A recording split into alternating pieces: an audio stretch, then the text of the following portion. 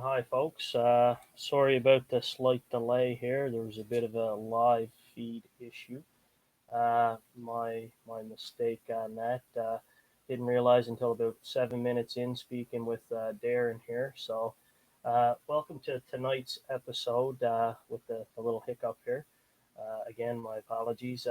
We have Darren Porter, the founder and director of Minus, the Marine Institute of Natural and Academia Science, with us from Windsor, Nova Scotia tonight. Under With tonight's show, we may have to run a little longer just because we lost 7 minutes here, unfortunately.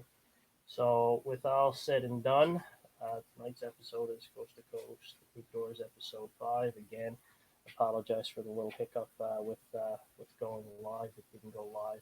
So I'd like to bring Darren Porter on the show here. Sorry about that, Darren. We had a hiccup. Yeah, no problem, brother. But that's the second little hiccup we had tonight, unfortunately. We're live now, obviously. So I guess we got to recap what we had discussed while it didn't go live, I guess. Perfect. I guess this is take 2 for us tonight. So with yourself, you're the founder and director of Minus. Tell us a little bit about what your group does, Darren, and you're a strong advocate for river systems in Nova Scotia as elsewhere as well. I see you chime in a lot. Yep. I'll just chime in here so the viewers know I don't know you personally, other than the river work you do. I follow you on Facebook, obviously, and over time you've seen what I've done, and vice versa. So for our viewers there tonight, I'm going to, like I said, have them engage. Anybody that wants to ask us questions throughout or comments are welcome. So again, let's start over here tonight, Darren, and we'll try to make sure there's no hiccups again. I apologize, but that just happens when we go live, obviously. That's the way she goes. That's the way she goes. So your organization, tell us a little bit about what. The organization was founded, and simply because when you're dealing with government, or it depends whether it's federal or provincial, or you're dealing with Acadia or Dow or St. Mary's or universities or anything, they don't like using just somebody's name. And I do a lot of work with Dow, do a lot of work with Acadia, do some work with St. Mary's. I work with the province a fair bit. I work with First Nations, and they don't seem to mind using my name, but they're the only ones within reason. And basically, we formed it because if you don't, it's the same as association. Like, I'm the spokesman for a large fishing organization too, or multiple fishing organizations, but one big one.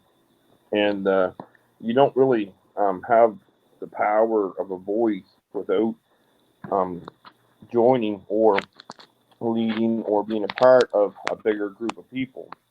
It's a policy thing. It's a thing within our government and our system that individuals can easily be ignored unless they're a collective, and recognized as a collective, registered as a collective.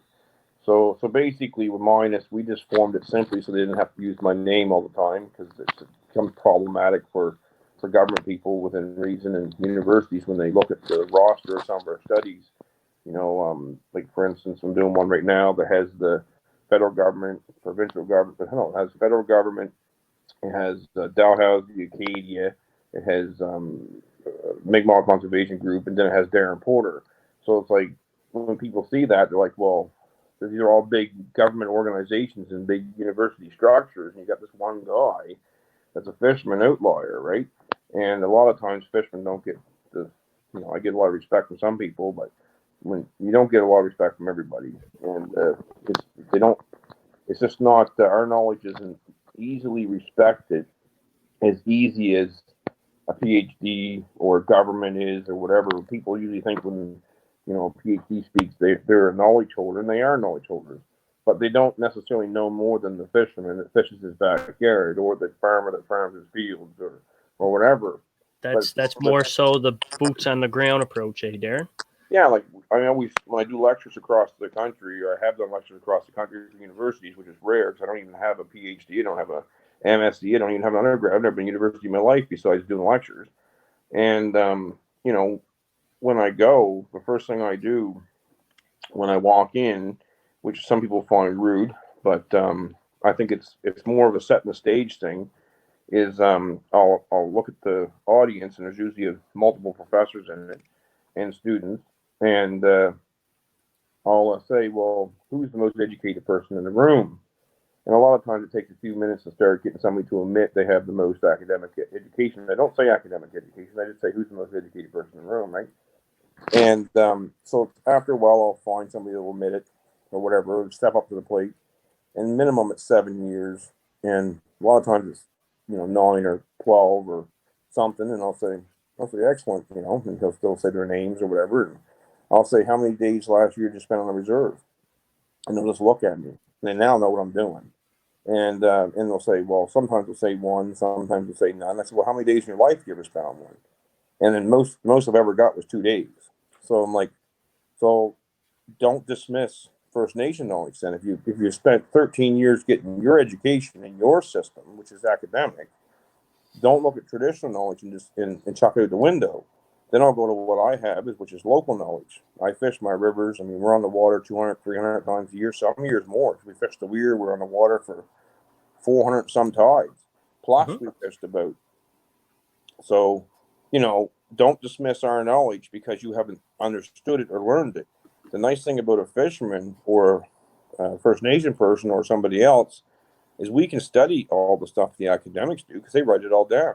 So we can just go and start studying their stuff, right? It's simple if you want to put the time in.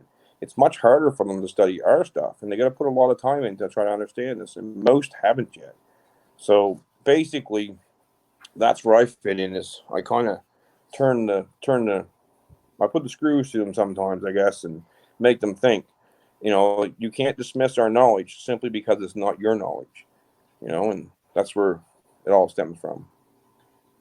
Jeez, it's a wealth there just to hear you speak like that because it sounds like in such a short time, Darren, you've learned a whole pile about the bureaucracy and the hurdles that are put on place, and unfortunately the way government judges single individuals versus big organizations, government organizations, energy organizations, a lot of different hurdles that are brought forward that way.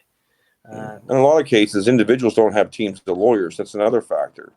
So when a government organization or university is dealing with a proponent's either coming with money to feed them when it comes to a university, or in a government, they have to be super careful because a lot of these big companies have massive teams of lawyers, and government is stretched fairly thin. So they don't want to get into situations that are potentially going to turn bad for the government themselves, right? So I Mhm. mean, it's easier to dismiss an individual, but that doesn't mean you're going to be dismissed neither, because you got to have hope. And over the years, the fact I've dug and been persistent and pushed and built friendships, not just working relationships, but friendships in some cases, and respect, because I've never lied to them. You can't lie to them because Yep. once you lie, if you don't have a PhD or if you don't have an MS, you don't have your stuff. You're You done. lose It's over. credibility You fast. you're that's all I have. So the second, and if I make a mistake, which I will, and You I own have it. to correct that mistake in every way possible, possibly to correct it. And that's what people don't get. You just can't go flip your lips off, right? I mean, you've got to really have your stuff together because they will dismiss. You can make 100 good points and change 100 good things. If you're an individual or a hunting group or a fishing group, and you say one thing that they can tear apart, believe me, there's people that will tear you apart. Oh, I've noticed that even with doing the fish and wildlife stuff, volunteer. Uh, if you don't have your credibility, Darren, like you said, You're done. you're up Craps Creek without a paddle You're because finished. It's over. you're It's finished. over. You don't And have that. You don't have those letters to fall back on and say, "Whoops, I made a mistake," easily, right? You don't have it. So we are playing in a field that's not level. It's not a fair playing field, which, in all honesty, doesn't matter in the end. You can still do your job. You can still be effective. I mean, I've been instrumental in taking down Annapolis Turbine, which was a massive battle. There's other people's fought that for 35 years, mhm. but I had to dig to find it. I don't know what the proper word for it is. The switch, I guess. There was a switch that actually turned that off, and it wasn't an electrical switch. It was a policy switch or an act. It was a part of the Fisheries Act that everybody missed prior to me. You know what I mean? Like it was like everybody fought it with knowledge and good arguments, but every single you can argue good arguments sometimes to your blue in the face. If you don't find that switch, you can't make it happen. So in that case, with that one there, everybody knew that was local. It was a massacre machine, and in the end, DFO ended up agreeing and shutting it down. But it took 35 years. That's a long battle, right? I didn't fight it for 35 years, and I didn't fight it alone. Um, but I was the one that found the switch, basically, which was the fact it didn't have an operational approval and they didn't have an authorization to kill. So they literally had an illegal operation killing fish. Um, and then I had to prove they were killing fish, which was dozens and dozens of studies to prove it. And then they had to do a CSAT to verify it. And in the end, DFO ended up agreeing, all their scientists, it killed 10 plus percent of, say, shad. I think it was shad on the way through every single tide. Well, 10%, right? So, I mean, that's huge it was a in an overall massacre. number base. And that was in an estuary where fish live. They don't just migrate through once. They live in an estuary. So it's like playing Russian roulette on a tide basis. So no wonder there was no fish hardly left. I mean, it was a massacre, right? So in the end of the day, it took a long time to shut that down because politics didn't want to shut it down because it was kind of Nova Scotia's claim to fame in the tidal power world, where they were the first in North America. But in the end, it got shut down, and we work on issues like that all the time. And you can make a change if you're right and you're doing the right battle. If you're diligent and you're willing to understand everybody else, you're willing to study and study and study, and you're willing to build those relationships and go in for the war, not the battle, you can win them, and you will win them. That's for sure. Now, I know you mentioned policy there a few times, Darren, and I cringe when I hear policy myself in general because Yes. every department, whether it's provincial, federal, or municipal, they always want to cite policy. Now, policy isn't the be all end all, and I've learned that very early on in fish and wildlife stuff. It's policy is kind of their scapegoat to a lot of stuff, but policy isn't the regulation or the law, which or the act under the law. Policy is I want to say third or fourth on the list of things, but they always jump to policy first and use that as their scapegoat It's to politics. to backdoor things. My biggest thing that I've learned, and you've probably seen this too, correct me if I'm wrong, but when government tells you no, we're not going to do something, are you like myself now where it's, hey, I'm a dog with a bone. I want to know why you said no, and I want that answer. Like, Yeah. don't just tell me no for the sake of thinking I'm going to get They lost. just made it fun. When they say no to me, they just made it fun. Darren, we have something in Yeah, common because yeah, I yeah. I'm always up for the challenge myself, right? Yeah. When But in it all comes to honesty, if you got an environmental situation that's harming something, chances are there's a way to win it. You're not going to win them all, and sometimes sometimes you get an understanding of why things are the way they are. But other times, what's happened is, I mean, people in government change all the time, and they can't know what the people before them did. And there is people that make really bad decisions in government sometimes, and there's politicians that get involved and make extremely hard situations for the environment and for what hunters and fishermen cherish. They don't have the same investment we do. So they're looking at what they call a bigger picture. I hate it when they say public good. Well, who's public? What public good? Is it what the politician decides that is elected? No, and they say, well, yeah, that's a representation of the people. Well, not really. I mean, if you get a provincial politician, it's a representation of the party. It's not he's representing the party to the people. Now, when you talk municipal elections, they represent the people, direct people. But federal and provincial, you can argue they don't necessarily represent us at all. They represent the prime minister in the Mm-hmm. federal case, right? And they represent the party the prime minister is a part of. And people can argue that all they want to, but I'm going to guarantee you start playing this game long enough, you're going to see differently. Moses Cody was a famous Nova Scotian from Antigonish, and or wherever. I mean, I think Antigonish is where he's from, and another priest there. They taught us this stuff back in the 1920s. If you look up the Master of Your Own Destiny, he told you what politics was all about. He taught the farmers. He taught the fishermen. He taught. If you start reading his papers, it's no different in 2020 than it was back in 1920. These people represent the party. The party represents who? That's questionable. Sometimes it's the people, sometimes it's big industry, sometimes it's whatever they want to do, right? Um, you know, People should step back. We have a wonderful province with a lot of very educated people that's been in our seats prior to us, a lot far smarter than me. And Moses Cody's one. I mean, that's something everybody should be reading, I think. You know, let's means we're talking about fish tonight and angling and science behind things, and we've touched on the politics and the government hurdles, obviously. Let's talk about fish passage. I know fish ladders in my neck of the woods is a big issue, and heaven forbid, it's hard to get them cleaned out all the time. And Well, there's laws there, Darren, that state that the owner of said fish ladder has to maintain to keep that open under the law. But trying to get DFO sometimes to lay a charge or whatever, it's difficult. I know the last one we dealt with was McCaskill's Brook out around uh, Birch Grove, Morian Way, or Birch Grove, Sand Lake area. And Lord geez, when we went ahead, man, and contacted Amira, it was trying to get somebody in well, their association to answer the phone or return oh phone call. man. So Like you you, just touched on an like area that I know well. like you got to take them and rattle them because we had to tell them at one point that hey, the media is going to be involved. As soon as we said media, within 24 hours, the problem was rectified because we said you're blocking fish passage, whatnot.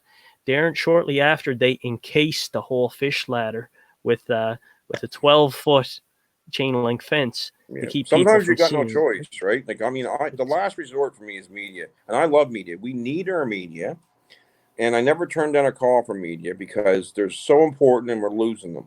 If we don't have media, we're in trouble. Like big, we're already in trouble, but we're in bigger trouble with the media. So you need your media. Now with me, I'm good at getting media because I've built a relationship with a lot of reporters across this province, right? But that took a long time because they look at me as a fisherman always, never until they get to know me. And once I tell them enough stuff that verifies itself, and I ended up literally, you've got to learn to write somebody in media. I don't do Twitter. Like I have a Twitter account, but I don't do it because I can't write whatever I want to say in five freaking sentence or a little sentence, right? yep. Because it's too complicated. So, anyways, but you got to write them literally and give them. You got to spoon feed them. Like you literally got to spoon feed them, and you've got to figure out what they want, and they want a headline or whatever. And it's an important process in our democracy. I try not to use it unless I have to, simply because it I find that sometimes I offend some good people that I work with within government, and it's often because they'll twist your words a bit to make it more whatever, Yeah, bad news or if sells, right? yeah, or if I get to a point where I've got to go to media and media didn't come to me, it's because I've exhausted every avenue with the province or the feds. And I feel like I'm up against the wall. I'm going to lose this battle if I don't go. Because a lot of times when you FOI pop something, like ATIPs or FOI pops, and people got to learn how to do that, which is Freedom of Information Act. If you do an ATIP today on a topic of a fish ladder in your backyard, I can almost guarantee you it's 80% media lines and people trying to figure out how to smooth over the situation in the public and how to turn the story or make the story not so bad or whatever.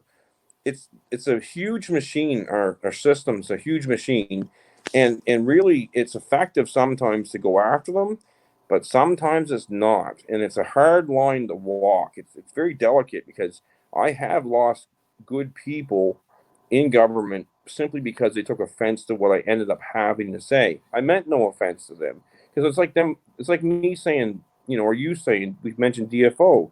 Well, DFO is a big organism or a big there's I think 25,000 members of DFO in the Maritimes or something like that. I can't remember the exact number, but there's so many departments in DFO, and if you slam DFO, you could have a really good fisheries officer that really tries to do his job, but he's being held back by the politics of DFO. He's told what he can do because he's an agent of the crown. Like, he doesn't work for us, he works for them. And people say, well, he's a public servant. Well, he's a public servant to them, to us. You know what I mean? Mm-hmm. So he takes his orders, or she takes their orders, not from me. They take their orders from them. So you got to be careful. Like a scientist in DFO, chances are they're arguing with the politics of DFO. And chances are the politics of DFO are arguing amongst themselves. So we got to be careful not just to say, Department of Environment or Department of or DFO. It's no different than we don't like being classed in the same thing as all fishermen. Because, like, I'm a commercial fisherman and I think I'm a responsible, good commercial fisherman. And I can't stand it when I hear an academic, like I jump on academics all the time when they start classing us all the same. So, Mm-hmm. it's one of those things that's complex. I don't want to get in here and confuse everybody, but you kind of got to be careful sometimes. And when we jump out in the public, we don't always have control of how our words get turned. You got to be It's careful. it's a it's a very fine line, and I like the fact that you brought up ATIPs and freedom of informations, because the more people that know about them, Yeah. they're worth their weight in gold. Yeah. Even Government if they don't hate. tell you exactly what you want to see, you're definitely going to see what they care about. And they I care about their name. They care about how they look. And some of them care about the environment, yes. And some of them care about what you care about, yes. But there's a lot of them that care about how this is going to turn up and turn around and how it's going to look and affect them. and you know what, Darren? For an example here, I know I'm going to throw it out there, and it's not fishing related. One memorable foy pop that I had done was in regards to a spring bear harvest in Nova Scotia. Well, in 2007, when I did the foy pops, it came up in 2017 that the province had actually purchased the bear tags for a spring bear hunt, and never ever issued them. And then when I started doing some digging, and I'm sure you can relate to this one, it's it turned out that with government meetings and that government was more fearful of the reaction of the Yes. general public, Yes. Yes. and the Absolutely.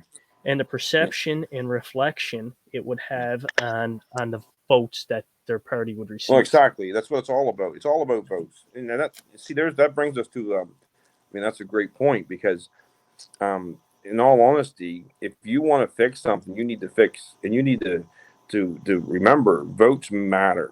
Period. It really does. If you got a party that wants to line up with what you're doing, golden. I'm serious. If you don't, you got a long battle. Doesn't mean you shouldn't fight it, but you've got an absolutely long battle. It's just atrocious when the politicians have spoken and they want something.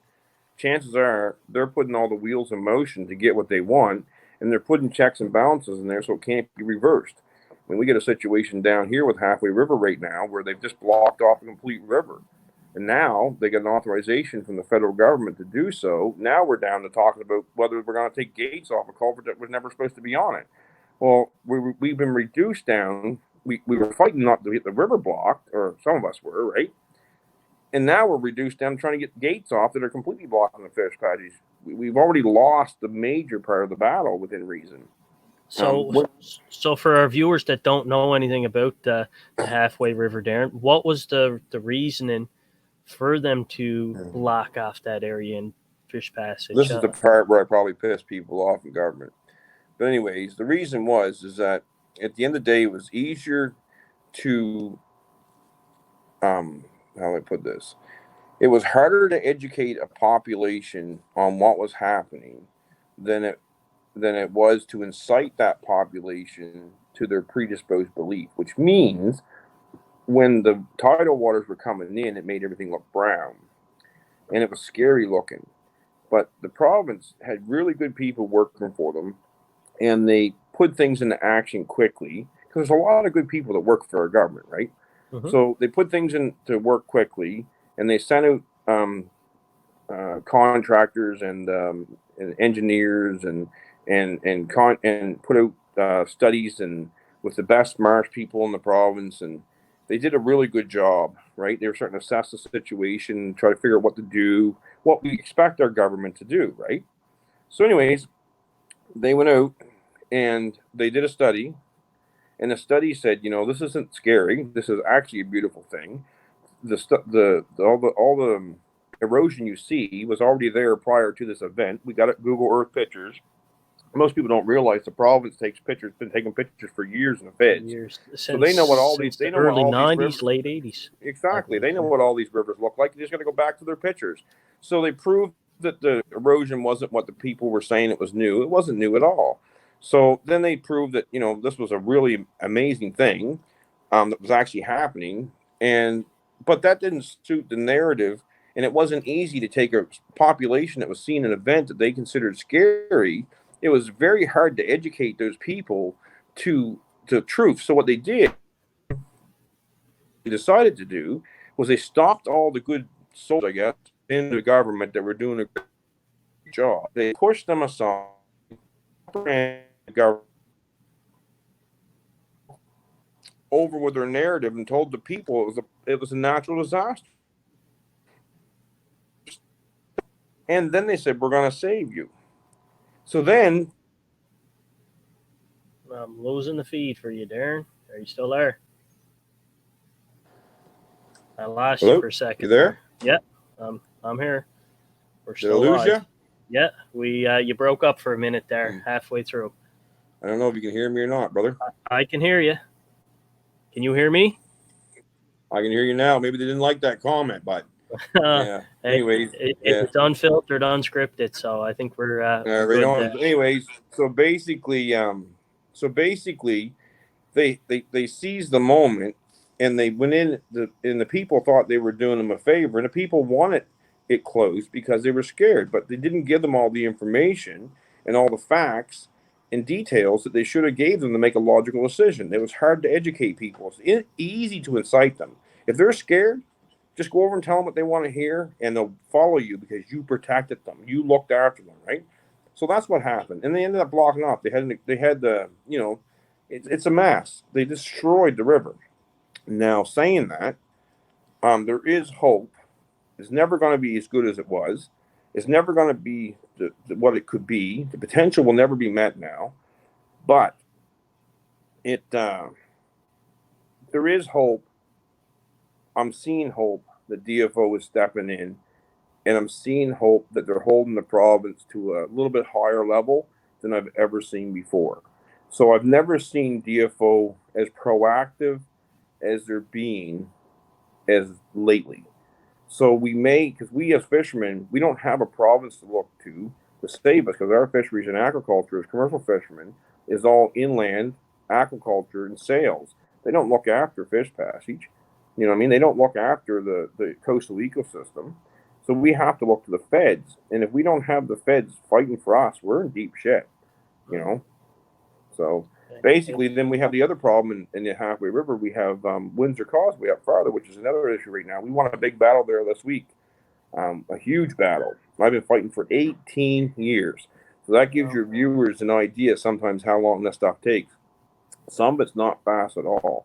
So we finally found the light switch or the whatever to figure out how to deal with Windsor. And what it was is we had to find the policy basically or protocols, and there was a statement in the protocols that said that the passage could be moved if there was credible evidence that it should be moved. So how do you do that? Well, with fishermen, they never take my evidence as credible, and they can do it either way. Sometimes they do, but sometimes they don't. But First Nations, where we work with them, and I work steady with First Nations on a daily basis. And remember, I'm a commercial spokesman for a commercial fishery. There's scallops, there's lobsters, there's weirs, there's jump nets, there's gill netters. So I mean, this is something you don't hear the good story of side of a lot in this province. You hear the bad shit all the time. You don't hear the good shit. But we work very closely because there's no sense in fighting. We need to work together to preserve our ecosystem for what we all love doing. You have to So, work collaboratively you have together. the biggest mistake a fisherman can make or a hunter is fighting with another hunter or fisherman. Whether you think something's not right, you should have a conversation. You should never fight because we honestly are the minority now. You have the anti everything that That's thrive right. off it, That's feed right. off it to the point That's right. where it's like, well, we don't have to spend money to hurdle them. Their infighting is going to be their own demise. Exactly. Now you think about this. The commercial fishery is the largest independent industry in our province. It's the largest exporter in our province. The only government or the only industry that's bigger is government in our province. Okay. Now you put the commercial fishery in line with First Nations and in line with the recreational fisheries. Now we dwarf the province. You understand? So we didn't fight amongst ourselves, and we were willing to listen to each other's issues and each other's stuff and get along. We are the majority. But right now, we're the minority because we choose the easy road. People choose bigotry. People choose fighting because you don't agree with the way this guy hunts, or you don't agree with this guy, or you don't like a commercial fisherman because you think they're tearing up the world, but you don't get your evidence of that.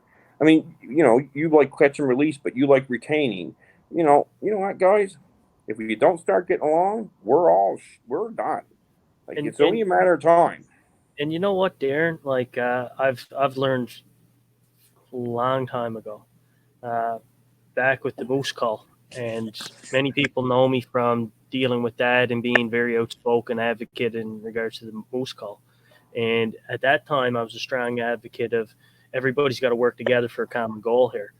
Because if not, we're not going to have conservation, we're not going to have sustainability. Shortly after, we ended up all working together on different things. There were certain topics that may or may not have been agreed to or whatnot, but everybody's going to have differences no matter which way Yep. you look at it. It's how you work with them differences that make you a stronger entity Oh man. or a collaborative group of entities and organizations moving forward.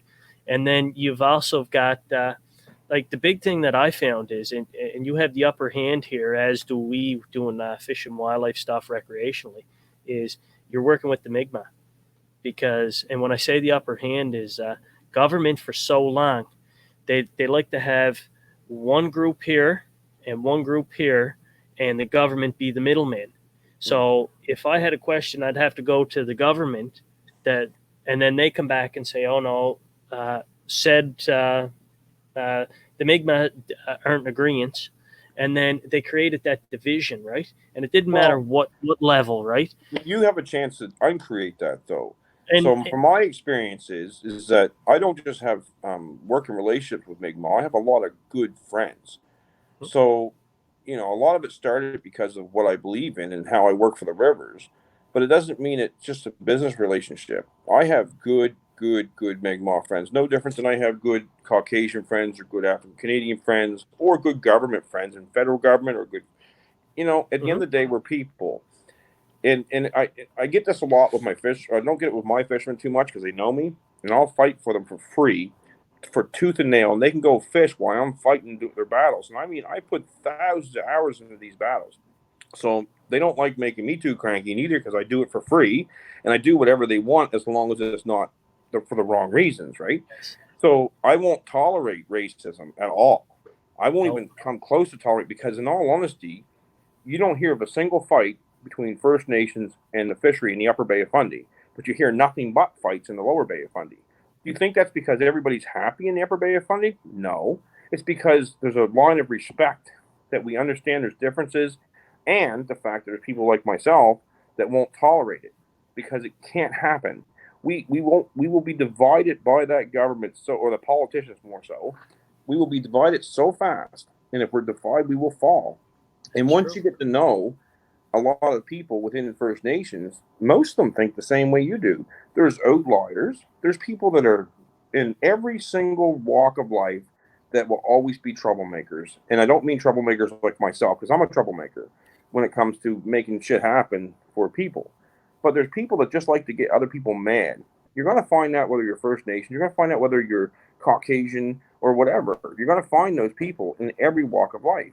You need to ignore them, right? Mm-hmm. You need to work with the good people.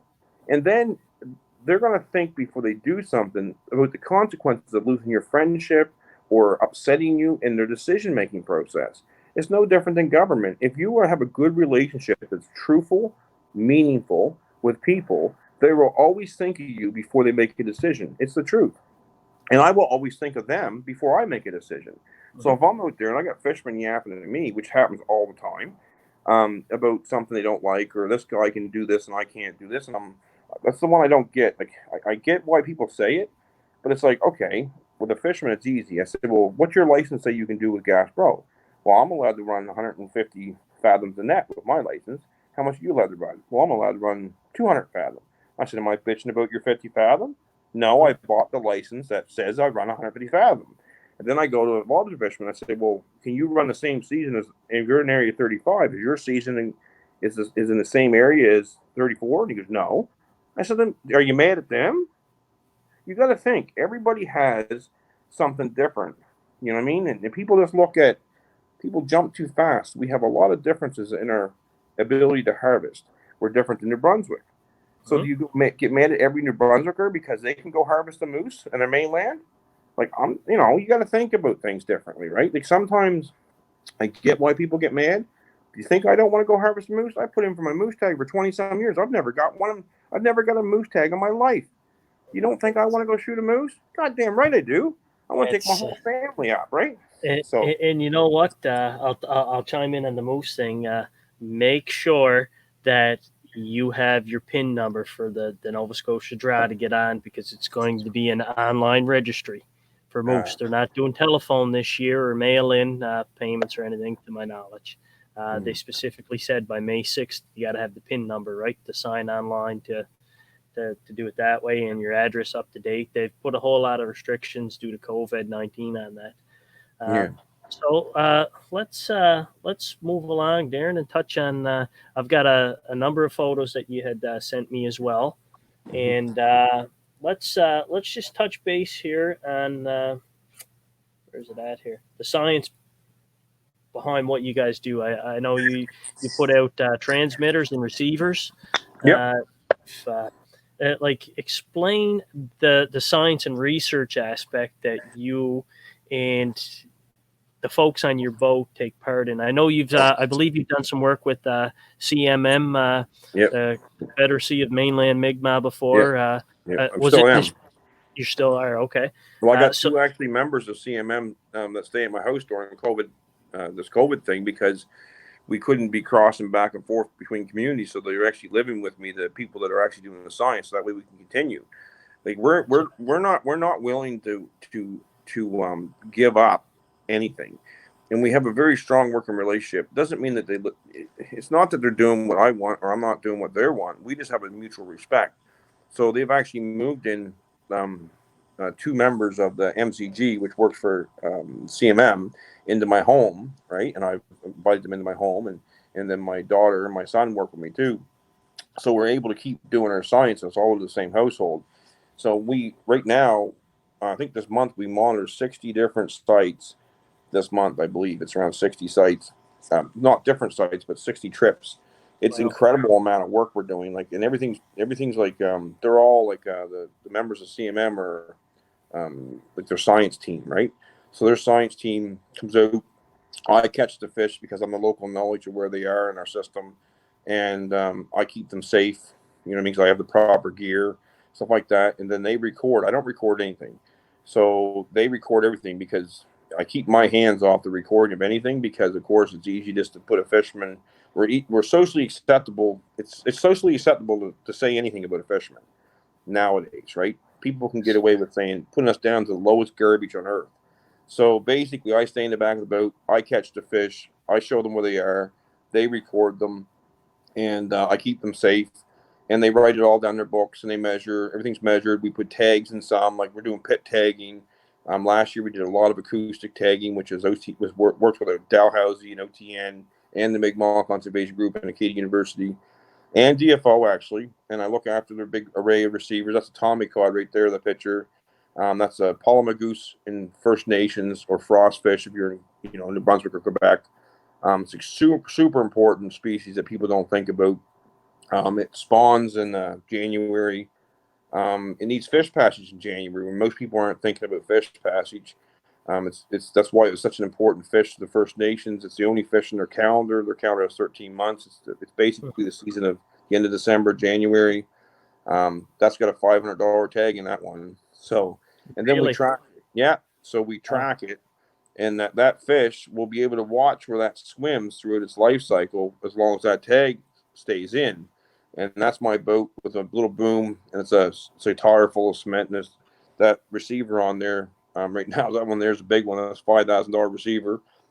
We put that down, and anything that swims by um, that one there, I think, sends a ping out every second or 2 seconds. So if a fish is in the area that has one of those tags in it, it picks it up. And then we have one all the way around the Minas Basin, up the Shuby, up the Stewiacke, up the Avon, Cornwallis, Gasbro River, Kennecook River. We got them everywhere. So that's this year. That's Gasbro. That's the first run of the Gasbro. I think that was right on the first quarter, last quarter moon, or third quarter moon. Because everything in my life runs around moons. Most people don't understand that, but the fish always come with the moon, and I'm not talking about the full moon neither. So Moon and the tides. yeah, the moon, tide, and temperature. Once you got that figured out, I know exactly what day I'm going to get fish every year. I can tell you when the next smash is going to hit me. And I've see here that you've sent some. You're an all weather fisherman by the looks of it, Darren. Like that one Yeah, there doesn't look too bad. I've seen another one here that I'll bring up here where yeah, you're. It looks like it's blowing a gale for crying out loud, and yeah. Well, we do science right straight through to the end of January. So we go every day. Now this year I'm trying to take Sundays off. I'm actually trying to take a day off. But we go every single day. There's no vacations. There's no nothing. We go from the April 1st. We'll go every day until, except for trying to take Sundays off, but I can't take them all. We'll go right to the end of January. We don't stop. okay, So, well, and that's with the Mi'kmaq on the boat too. So like the Mi'kmaq representations on my boat too. So when people say, one thing I don't like too is people say, well, where are they at on these issues? Well, they're there. They just don't speak publicly very often, right? There's a team right there. Yeah, that's pretty cool. They're pretty cold. it I looks like actually, a cold morning, or was that yeah, late in the evening? that was in the evening. I think maybe I can't remember. There's a lot of pictures like that in my mind. Oh, Actually, yeah, there's a few there. There's two yeah. here, That's my survival daughter. suits. That's my daughter there, and that's a member of the Mi'kmaq Conservation Group up front. Yeah, they Okay. it's pretty cold because we're open too. Like we don't have comforts. Our You boats. have an open hull boat there. You Yeah, don't have a yeah, yeah. cabin or No, heaters, or no. you guys are open to all So elements, yeah, so these weather people that related. work with me have to be pretty hardy. It takes a certain individual to go 6 days a week minimum until January. We only take 2 months a year off. We don't really get them off. We're just off the water. We're off the water in February and March. So it takes some pretty hardy individuals to go with me day after day after day after day. It never stops. Like there's literally doesn't stop, right? So and Now, that's what's now that? your boat is that a flat bottom hull, or you just Yep. have a? Oh, it is. It's flat bottom. No, I got that built in Prince Edward Island. I used to oyster fish, and I used to fish in Prince Edward Island for a couple of years, or 5 years, I guess. And they build some amazing dories over there, right? And the nice thing about that boat is I load and unload my boat close to 280 times a year, minimum. Hmm. So that boat, I can pull on my trailer that weighs a few thousand pounds. I'm down over a bank because I don't have good slips in my world, right? Mm-hmm. like good places to load boats. I'm down over the bank. I get a big truck, great big aggressive tires on it, and I get down over a bank. I can lift that boat up full of gear, full of people. I can just roll it right on rollers. And then I'm working in the highest tides in the world, so we get 52-foot tides here on a big moon, right? Mm-hmm. So we're not playing with little, Atlantic coast, Halifax tides. We're in the big boys. So I got to get across sandbars at times that only have half a foot of water. So when I want to go across them, I want to go across them because otherwise I'm going to sit out there for another 12 hours, which ain't no fun.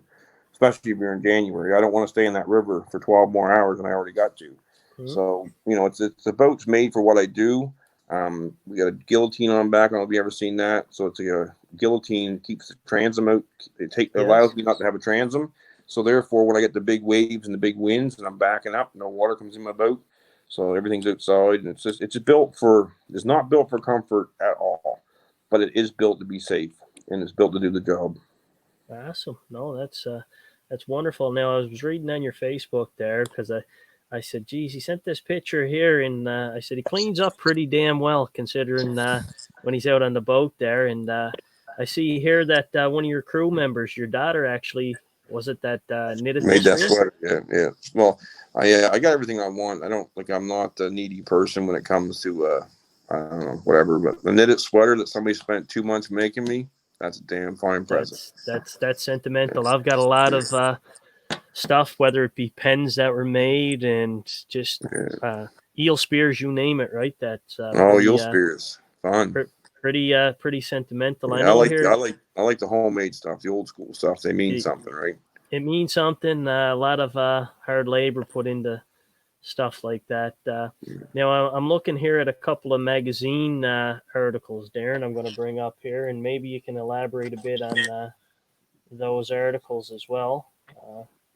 Yeah, this one was done in Saltscapes this year. Now that's a sturgeon. We tagged some sturgeon last year for Acadia, or Mm-hmm. Acadia sent people out with me, and I'm the guy that I can find you fish. If it's there, I'm going to find it for you.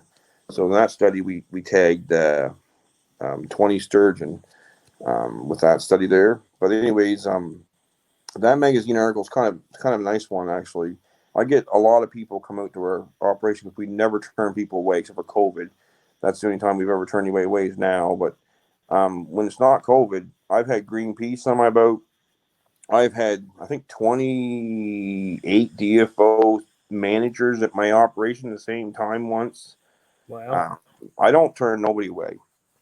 Um, everybody that wants to interact, we allow them to because it's the only way to change things, right?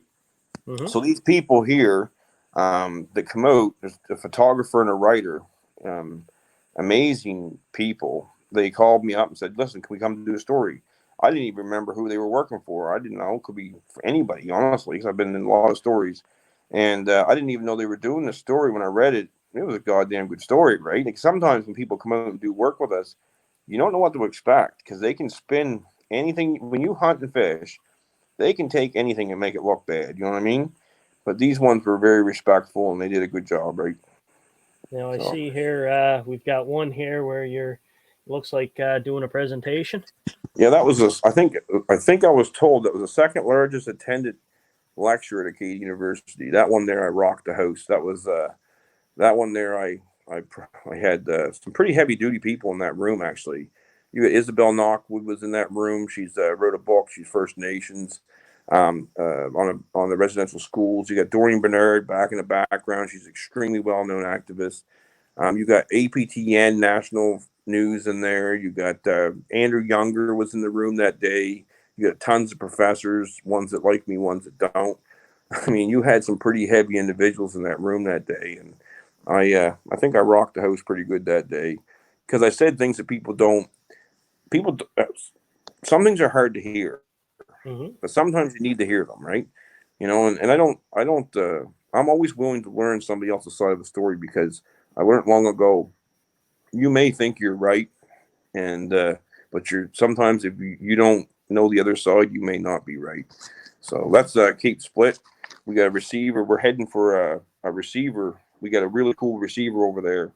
We have five all along that coastline of the Monash Passage, And there's one at the end there. That's a pretty sharky spot. That's where we get a lot of white shark detections right there.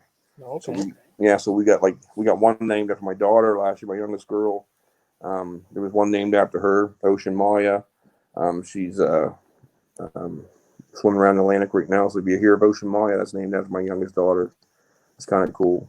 If you heard Gotcha. about Pumpkin, that was one we found. I don't know if anybody remembers Pumpkin, but there was one there, Pumpkin. There's Andel. There's a whole bunch of. We're the ones that find. Don't do it for the ocean. We don't do it for the one that most people know. We work with the Massachusetts government on them, Okay. and Greg Scomo and John Chisholm. We send all their information down there. But they got a lot of cool things. People don't realize how many white sharks we got here. We've been working on that quite a long time. That's fun. That's the funnest. That's the funnest one. The white sharks. I like the white sharks.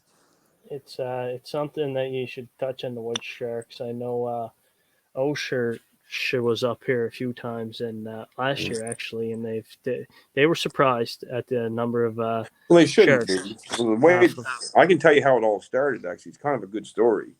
Years ago, I was studying tidal power, and I found a document back. I think it was 2012, maybe.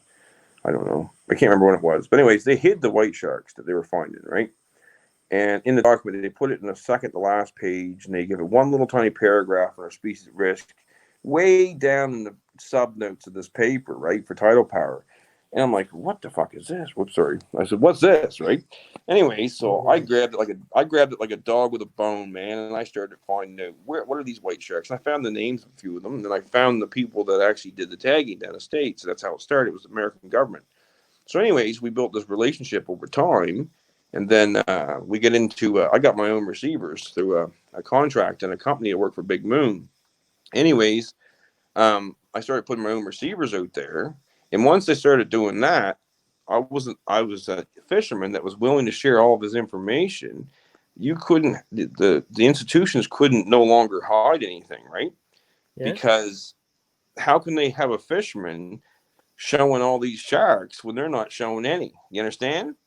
So, and I was the guy that used to collect all the buoys from the fishermen that were getting bit by white sharks up here, and I'd send them into the government, and I'd send them into universities and stuff like that. So the fishermen would call me and say, "I got another bite," and I get them to collect the bite and take pictures, and I'd send them away, get it confirmed, and whatever. So then once we got our own equipment, no longer was it worthwhile for anybody to not talk about sharks. So that's when and then we got Pumpkin. So I don't know if you remember Pumpkin, but she was 3 or 4 years ago, and she came to Windsor. Of course, Windsor's known for the pumpkin capital of Canada, Uh huh. basically. So Pumpkin was not named after Windsor. She was named by a person that wanted to name it after whether just some you can apply to name these sharks, right? Like you can pay money Yes. into the Massachusetts government, and they'll let you name a shark. So this person wanted to call a shark Pumpkin. They must have found it cute or something, right? Anyways, Pumpkin ended up in Windsor, and she stayed up here for quite a while, right? Wow. So I tracked her, and of course, once you start doing those stories, and I pumped the stories out, right? Mm-hmm. And I didn't like OTN got involved, and DFO got involved, and then everybody was like, okay, we better start talking about these sharks, and away it went, right? It's pretty cool. That's awesome. Yeah. It's very interesting too because you wouldn't think that you'd have wood sharks in Well, we've that always specific had them. area. That's the thing. If the fishermen always knew they were here, because I mean, the tuna fishermen would have them biting their tuna, chasing their tuna. The lobster fishermen would have them biting their buoys and chasing their traps up in the boats. So the fishermen that are out there in the water, they there was nothing new to them, but the normal public weren't being told the truth. I don't know whether it's because it's a Cerealis species and it complicates industry in the ocean, or it's people. There's government is scared you're going to get scared and not go swimming. I don't know what it is, but people need to understand this stuff. I had one woman write me in 5 hours 2 years ago, and she said, would it be possible that there was a white shark over in 5 Islands the other day? And I said, what day? And I just downloaded, and she says, well, I was out swimming, and there's this fin went by me, and I'm like, well, we probably should get the frig out of the water, right? You know what I mean? Like, and I'm not saying You the would shark was think. gonna, and the shark didn't attack her, so it wasn't a problem. Mm-hmm. But anyways, I looked at my receivers, and sure enough, there was a white shark on my receivers in 5 Islands at the exact time that woman called and asked me about.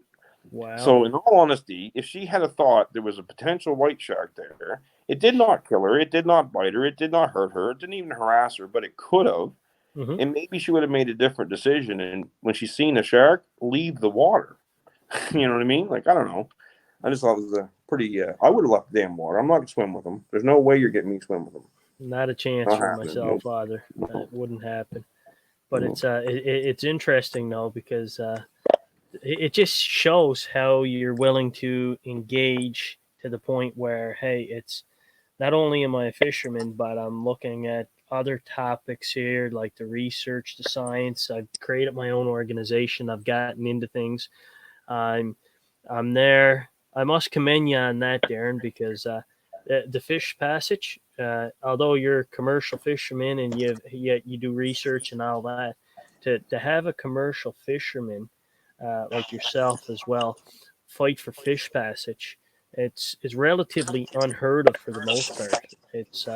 It's something there that us guys in the recreation world we appreciate it because it just shows, right? Like I'll touch on one topic here briefly in Cape Breton where we had uh, we were contacted by the feds. Obviously, it would have been trying to remember the part. CWS, a division of Canadian Wildlife Service. Uh, so under environment and climate change, they were going to put a designation out here on one of the bird sanctuaries. They were extending the bird sanctuary. Now, when we looked at things, Darren, and it was like I looked at the maps and I said, "Geez," I said, okay, this is encompassing recreational stuff. This is encompassing commercial eelers, commercial smelters, gas growers, as well. It then breached out on the other side, and the bird sanctuary is Big Glace Bay Beach for anybody that wants to research farther down. And then we realized that the designation that was there for protection, they wanted to call it a national wildlife area, which encompasses many more protections, and it actually exceeded out into the water, obviously, out into the ocean to be more specific, which affected lobster fishermen and us guys being recreational guys. We said, hold it. There's more than just us being recreational. There's commercial guys here that are eel, smelt, Gaspereau, as well as you've got lobster fishermen and rock crabbers. So anyway, we had put it to them. Did you guys reach out, being the government? And they said no, we didn't. And when I started raising a number of questions, it kind of rattled them because it was like, oh, this organization knows a lot more than we assume they may know. Exactly. And Yeah. now we were going to run this consultation process without engagement by commercial guys. Mm. So we took the bull by the horns, and I met with the local rep, Herb here, and we had discussed things for the local lobsterers. And I'll tell you, it got the ball going. They were basing their numbers off of 60-year-old GPS data that they had. Yeah, Like, exactly.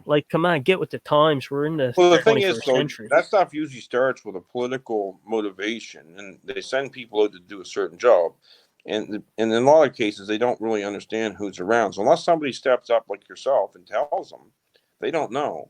And if you're not watching, the problem with this world is people don't know how the system works. Like if there's a lot of times you won't know about a problem until it's too late. Like if you got a proponent coming, say it's a power company going to dam a river up. Well, they put out a public notice. If you don't buy the newspaper, you won't see it. And when your Mm-hmm. buddies didn't buy it, he won't see it. And then you have a 30-day window to comment on it. If you miss that 30-day window, you've missed your best opportunity. And chances are it'll be years after that 30-day window before they start working. So Mm-hmm. the time you see something hit the ground is when you usually find out it's happening. The best time for you to speak is long past. Like you literally have to have people like myself or you or somebody else sitting there diligently watching the system, being connected with good connections and watching what's happening. Because if not, you're going to miss the show, and things are going to bypass you and affect your community's life.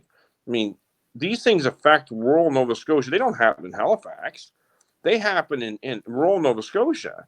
And in rural Nova Scotia, we have a smaller population, and a lot of people consider us hicks, or they label us NIMBYs. I love being called NIMBY. It's a derogatory term designed by the institution, called Not in My Backyard. That's what they call us when we fight for things in our backyard. Well, call me a NIMBY all you damn want, man. I'll fight for my backyard any day of the week. Because it's my way of life. You're forcing your way of life and some skyscraper in Halifax down my throat. That's not how it's going to work around here. I mean, you're gonna have to fight for every inch you get if you want to destroy my backyard. And a Right? lot of what, and I will give credit for credit where credit is due. CWS at that time had reached out to us, but uh, when we spoke to them, and I asked said individual with that file, I said, "Well, how many trips do you make out to this area a year?" One, they make one trip out a year, and they spend 4 hours there. And Mm. I said, 4 hours does not justify things. So then they wanted to bring in DFO to find out how many commercial guys eel here, how many guys uh, Gasbro, Smelt, and they wanted to get numbers on recreation. And like we told them, we said we can't put a number on how many people are there all the time because ourselves we're not there all the time, right? To witness it, it's open. So I noticed when they contacted DFO said we're not there day in day out when the seasons are open to check all the time how many people utilize it for each species and that. Like you have to physically reach out to the ones in the know, and I do give props to DFO on that for putting the Environment and Climate Change division, the CWS division of that department, in there. But it seems like they always try to do a public consultation or engagement so quick that they want it fast tracked, sped through. They don't want it if they take out an advertising, it's so small, and they make sure that it's put in a section of paper that's overlooked because somebody thinks it's a just a junk mail advertisement in the newspaper, what have you. So it's interesting on how they try to Well, move things forward. yeah, exactly. And what you said to me there was the one thing that people should grab at what you just said is they contacted you. Now, why did they contact you? It's because you run something. You bring people together. You're glue, or you're the center of that wheel. If you don't have people that run associations or federations or whatever like that, everybody's in the dark, man. Because if it wasn't for you and you put the podcast with me, I use my Facebook. I've had so many government people despise my Facebook you wouldn't believe. I said one time, call it CNN. You know what I mean? It's like I said, well, you guys are mad at me or something like that one time because I put on my Facebook. It's my personal page, and Mm-hmm. it's like they treated this is like F and CNN. They said, right? It's Mm-hmm. because there's people that's on my Facebook either hate me or they're interested in what I do. There's haters on there. Don't get me wrong, And right?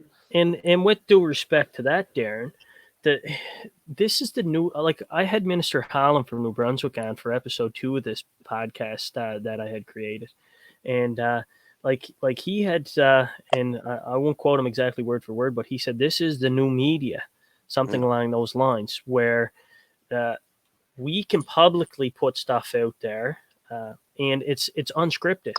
Like I'm not reading from a teleprompter and being told what the writers want as a certain narrative. Uh, Heaven forbid, we've got organizations in Nova Scotia that that like that because they work with the media on presenting a narrative there. And Yeah, yeah. I'm not beating up on the media, obviously, because you've got good media, you've got bad media, you've got good fishers, bad fishers. The list goes on and on. But you have a narrative there that sells news, unfortunately, Yep. and bad news sells most times.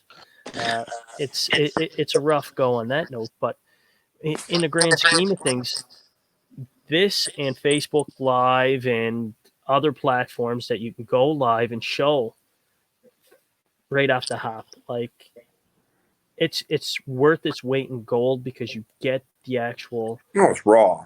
yeah, it's Raw. raw, uncut. People like If honesty, right? People, we crave honesty in our society. There's so much like garbage. I was almost swore again there. Sorry, bud. There's so much garbage in our society when it comes to, I guess I hate to say the word fake news or whatever, but when you get this stuff's raw. I had an old radio guy one time. He used to do a bunch of shows with me. And he just loved me because I'm raw. Like I'm trying to be good here and keep my sailor tongue to myself a bit. I haven't But heard enough job myself trying to hold oh back yeah. So, sometimes. anyways, he explained to me people don't want to hear that stuff no more, right? That they're being fed like animals. You know, I mean, they're getting power fed like a chicken in a factory, right? They Hmm. want to hear the raw truth. So he wouldn't ever cut or anything. When we did radio shows with him, it was a 2 hour radio show, and he just get me going. We start talking about tidal power, right? Because people think, oh, that won't hurt nothing. Because they're told it won't hurt nothing. They're told fish will avoid it. Well, okay, when it comes to avoid it, how the frig do you know that? They're not even looking at the turbines with their gear, right? I mean, they said, well, it won't kill fish. But how do you know that? They've never looked for mortality around a single goddamn one. I mean, if you started studying this stuff, you'd learn this stuff, right? But people just take what they're fed. They And just take it and they suck it in. They run with it, right? Darren, that reverts back to what I had mentioned there about boots on the ground approach. Like you are boots on the ground for that stuff in that area. Like it's one thing with saying okay, and I'm not trying to beat up on people, but if it sounds like that, I apologize in advance, obviously. But you've got the boots on the ground approach, like yourself, me, many others, right? That see something and we want to correct it. If you give me a no answer and think I'm going away, you just gave me a challenge that I'm willing Yeah. to try to. You just made it fun. Yeah, and Darren, it's great to meet somebody that sees that in the same light as me, because I thrive on it. Uh, the big thing with it is though, like the boots on the ground is one thing. We had mentioned earlier about officers and enforcement people where they have issues as well, where they want to say stuff, they do say stuff, but it falls on deaf ears because management doesn't want to move it up the line. Uh, for whatever reason, it's irrelevant, obviously, at this point. But but you do have some good people, but they're limited on what they can do. Unlike us guys, it's unscripted. We call a spade a spade. I'll be honest. I've had government officials that get mad at me over things. And you know what? I welcome it, because if you're getting mad at me, it's because I'm poking you with the hot poker to the point where you're getting worried. Uh, Yeah. and that's what we need, obviously, here in the Atlantic region. More guys like yourself. It's homegrown too, because hey, it's something there. You see it firsthand. It's not a Well, and for me, it's alive. When I look at the river, it's alive. It's a living organism. When you're in an office, it's very hard to see it the same way I do. And I piss people off sometimes, and it really bugs me when I make them mad because they're good people. But at the same time, when I look at that water, that's part of my life. That's who I am. I live in that water, and when I look at it, it's like me and Isabel Knockwood had it. She's a famous First Nations lady, and Dorian Bernard, another one, of Cheryl Maloney, one day was sitting around a fire up in Saboganoggly, and I explained how I see my river, and Isabel was getting all excited, right? And she's like, "Well, you got to draw a picture. We got to draw a picture, right? And she goes, "Oh my God!" She goes, it was like blood vessels running through a vein was a fish, right? mm-hmm, And to us, it's a living organism. It's alive. It means something. It's cherished, right? I mean, I don't just harvest fish. I give back far more than I take. And there's nobody can argue that, because there's very few people in this province that open up as many rivers as I'm going to open up in my lifetime. So at the end of the day, I'm going to give far back more than I take. And because it's spiritual to me almost. And that might sound crazy, but it's not. I mean, I fish in a place that's, all Nova Scotia is beautiful. But I fish in the Minas Basin. There's a reason that the First Nations picked that as the central of Mi'kmaq, right? Because it is an insanely powerful location. And I don't care who you are. Look at the province that comes and look at Cape Split. They come look at Blommen. It's taking pictures of all the time. Partridge Island, which is Mi'kmaq Heaven. There's a reason these places are powerful for the last 10,000 years or however long they've been powerful, because they are powerful spiritual places. So when you fight me and you're a government person and say that you don't understand me yet or whatever, you're fighting from a black and white kind of paper point of view or a computer screen. You're fighting an individual that loves his backyard, that's spiritual to him, that's alive, I'm connected to it. You can't beat me. Like you can't. And when I go into a battle and I try to fight them as fair as possible, I'm not going in to lose. Like, you know what I mean? And I have more invested in this than you're ever going to have invested from Halifax or anywhere else. This is my backyard, and I will protect it to the end of my days. And that's just how it is, right? And I respect everybody. I respect everybody I work with in the government. I respect even the ones that don't like me. And I look at their good points. I never look at their bad points. Like you mentioned Nova Scotia Power before. There's nobody besides probably the government I've gone up against as hard as Nova Scotia Power. And at the end of the day, they have a lady that worked for them. Her name was Jay Wamsley. Wamsley, I think that's how you say it. Anyways, she was my nemesis, right? You know, in a room. And she was an intelligent, absolutely elegant, intelligent lady, right? But she was ruthless when it comes to fish and stuff like that against me. You know what I mean? Mm-hmm. But we gained such a respect for each other by the time it was over, even though we never agreed on anything. There was never once we ever agreed. Mm-hmm. But when she retired this spring, I sent her a letter and said, I respect, and it's like it was a challenge to go up against you on a constant basis. We actually became not friends, but we actually became like it was a mutual respect of our diligence to fight our side. She worked for Nova Scotia Power. I worked for the fishermen. You know what I mean? Mm-hmm. So it's like we never took it personal. It was never personal, right? And you can't make it personal. Like I don't take it personal ever. Like I just Yeah. don't because it No. can't be taken personal. And when I don't know. There's one thing I'd like to leave you with if you're leaving. No. We're not Okay, leaving. I got some time here. If you do, Darren, okay, we yeah, I got a do, couple I other do. questions here. So. We go back to the beginning. There's something I meant to explain. I don't think I explained. When you have an issue, if anybody watching this that spends this much time watching it, they're going to have to be interested or they're going to hate us, one or the other, right? So basically, what you have to realize is you're not always right. I've been wrong before. Mm-hmm. We all So have. and if you're not willing to learn the whole thing, you've already lost. Simply because for me, I believe in three types of knowledge, right? There's academic, traditional, and local. And if you're not willing to learn each one and put the time in, you likely shouldn't walk down this road that we're going down here because you'll never be effective unless you do. Super effective. You must respect each one and you must learn each one. And it's not that hard. You just have to care enough to do it, right? But if you don't, if you look up the definition of wisdom, I do this at all my lectures in university that I've done. If you look up the definition of wisdom, there's nowhere in that definition does it say an academic is wise. There's nowhere in that definition does it say a traditional holder is wise. There's nowhere in it does it say that a local person or actual knowledge or whatever you want to call it is wise. It takes all knowledges to be wise. Mm-hmm. And that's something you should really think about, and people really should start thinking about, like in our governments and stuff, in our science and stuff. If you're not willing to try to understand other people, as well as policy, as well as acts, as well as different sides of things, you're not going nowhere. You really aren't. You're just not. Like you mentioned the moose hunt, but that had to be a hard issue for you. That's There's a lot. you know Yeah, what, Darren. The to roll back time. you If would I change had things. if I had to do it over again, I wouldn't change a thing because it built such a strong bond with the Yes. Mi'kmaq, Yeah. and it took the Mi'kmaq from being here and us from being there, and you had the government in the middle. It took the government out of the aspect, and it took outside organizations and the Mi'kmaq to work as one to go and meet with government and say, hey, here's the changes that have to be done.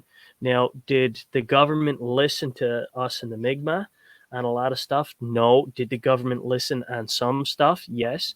But it's like everything. You can't get everything you want, No. unfortunately.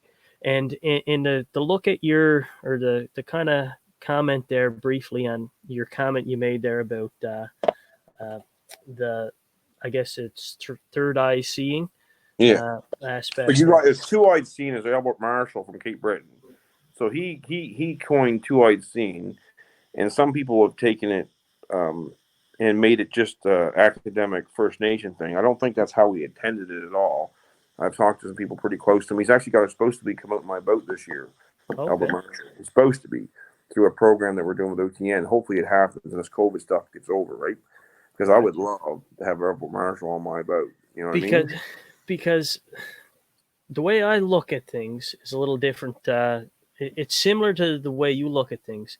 Like you have the way I see it is we have organizations doing good, we have government, uh, and then we have we have outside organizations, the Mi'kmaq, then you have government, and most times the government, unfortunately, uh, they they they hit us with stuff to the point there where, okay, we've got policy, we've got laws, regulations, and whatnot. Okay, well, how can we change that? Like, don't be looking and being narrow focused on what's on the paper.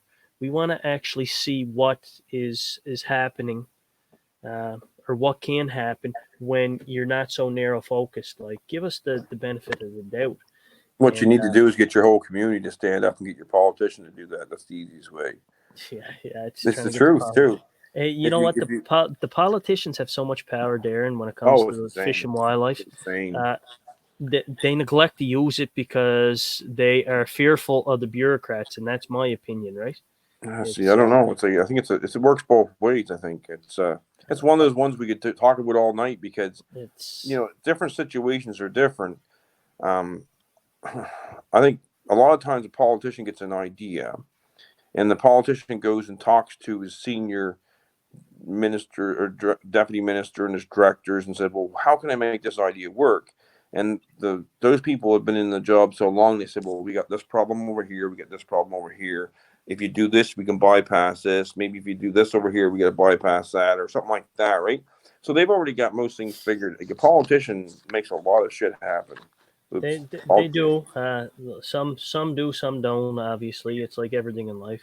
Mm. Uh, one good example, and I know you follow us guys, is the bald eagle that we had acquired for our organization. Darren, you wouldn't believe, in 4 years, we were told, no, stop asking. You'll never get one. You'll never do this.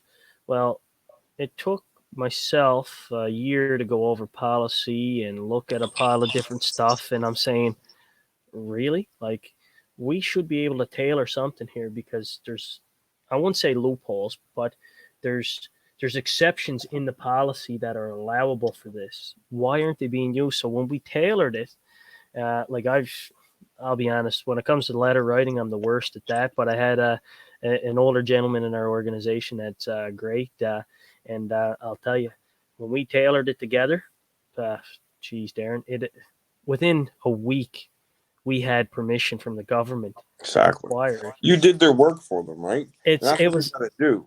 it was like, here we go, like this is something we've been told no by local offices and whatnot, and when everything came together, Darren, and I'll fast forward to make it a short story, obviously. uh, it it ended up becoming something so surreal that we had compliments by top officials, uh, bureaucratical officials, and other government departments saying, wow, like you guys went above and beyond where this was going.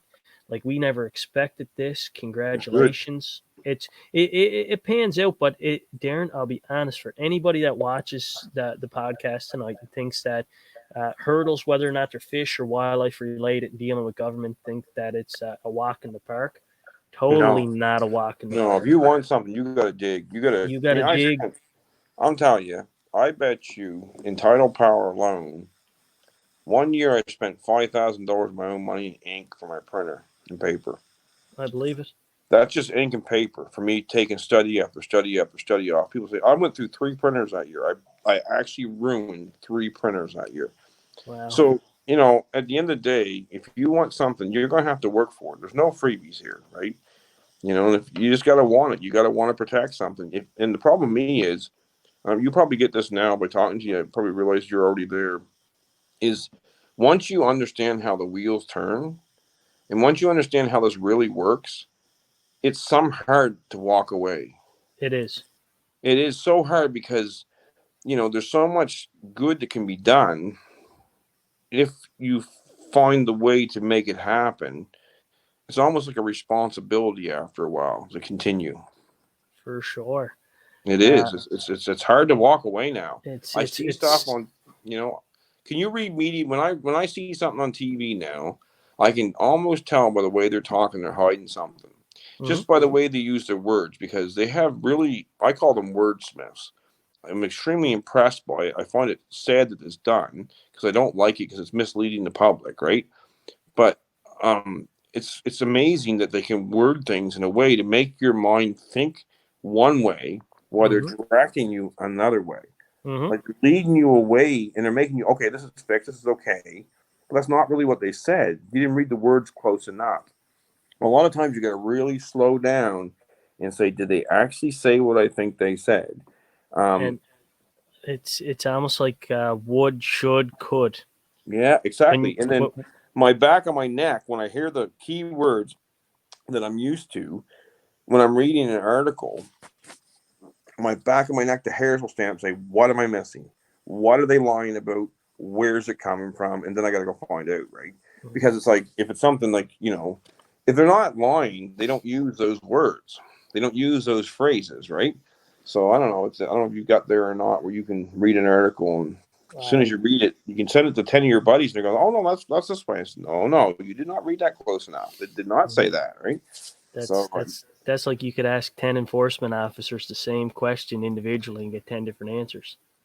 sometimes, yes. So But, it's almost a similar situation.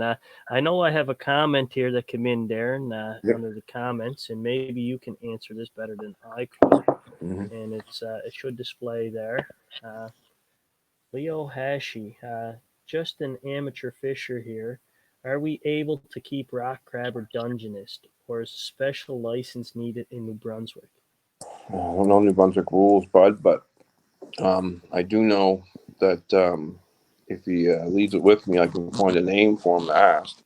There's a Okay. good guy, actually, the head of special investigations, I believe, in Nova Scotia. His name was Noel. He's now New Brunswick's head guy. He's an exceptional man. If you have any questions, he'll bend over backwards to help you. And he's top of the shelf, too. Like, you don't get no higher, right? Mm-hmm. So, Noel Dontremont, I think, is who you're going to have to ask to get that answer. And he's an exceptional guy, actually. I got tons of respect for him. And you know what, Darren, if you got a contact or whatever, maybe you can private message him through the comments later Yeah. See if I can on your find it. Facebook. Just send me if you don't mind if I can't figure it out because I've never done this kind of podcast Okay, before. yeah. Yeah, but Uh, to send it and I can try to find out the information for him. But he's got a really good enforcement guy over there that's running the show over there. I think so. okay. Yeah. So, Some Leo, unfortunately, we didn't have an answer to that question, obviously, but we will.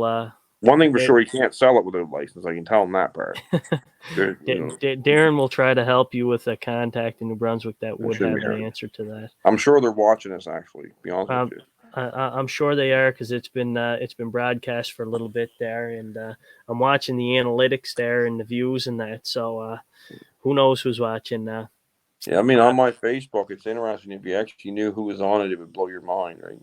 There's more politicians and enforcement and government officials on there, and you can shake a stick at, right? And some of them are there because they like me, some are there because they don't like me, right? I don't really care. and Leo said he would appreciate that, Darren. So I'll connect you with his Yeah, info there, and you yeah, can I'll just find out for them. It's not a hard thing to find out, right? reach out. Like that's the other thing too. I wish we could find a way. That's something I got to try to work on too. I get public asking me in my area all the time about what they can and can't do, and especially clams and stuff like that, right? It's hard to Um, find that Well, it's on the. super friggin' hard. I mean, honestly, our public should have more access to the resource. Bottom line. So I'm an advocate, and I get in trouble with my commercial fishermen's friends sometimes. But in BC, if you can go out and catch crabs with crab traps, and you can go catch halibut, and you can take them home and feed your family that nutritious food from your backyard, and it's good for the economy. It's good for everybody.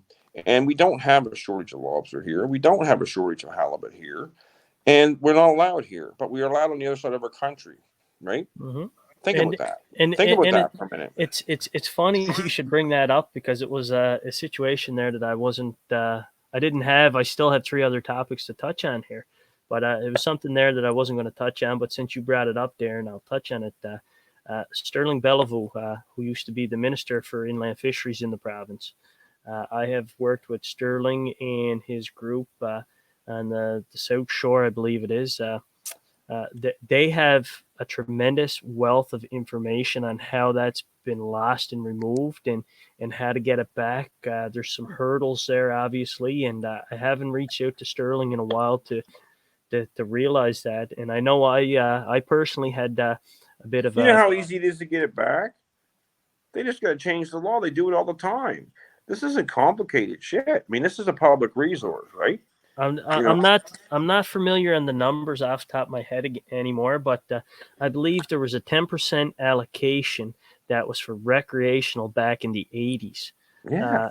And it was removed to go to commercial. Now, I'm not trying to create a peeing match here between commercial and But recreational. you're not. You're not. You're having a conversation. If people can't handle it, that's their problem. And anyway, Sterling has done his homework, and he's been working diligently on trying to get that back. Him and others on the South Shore, and I'm the lone ranger up here in Cape Breton, I guess, that said, "Hey, I support this on behalf of recreational guys." In PEI, you can go out and get a smelt recreational license, right? Mm-hmm.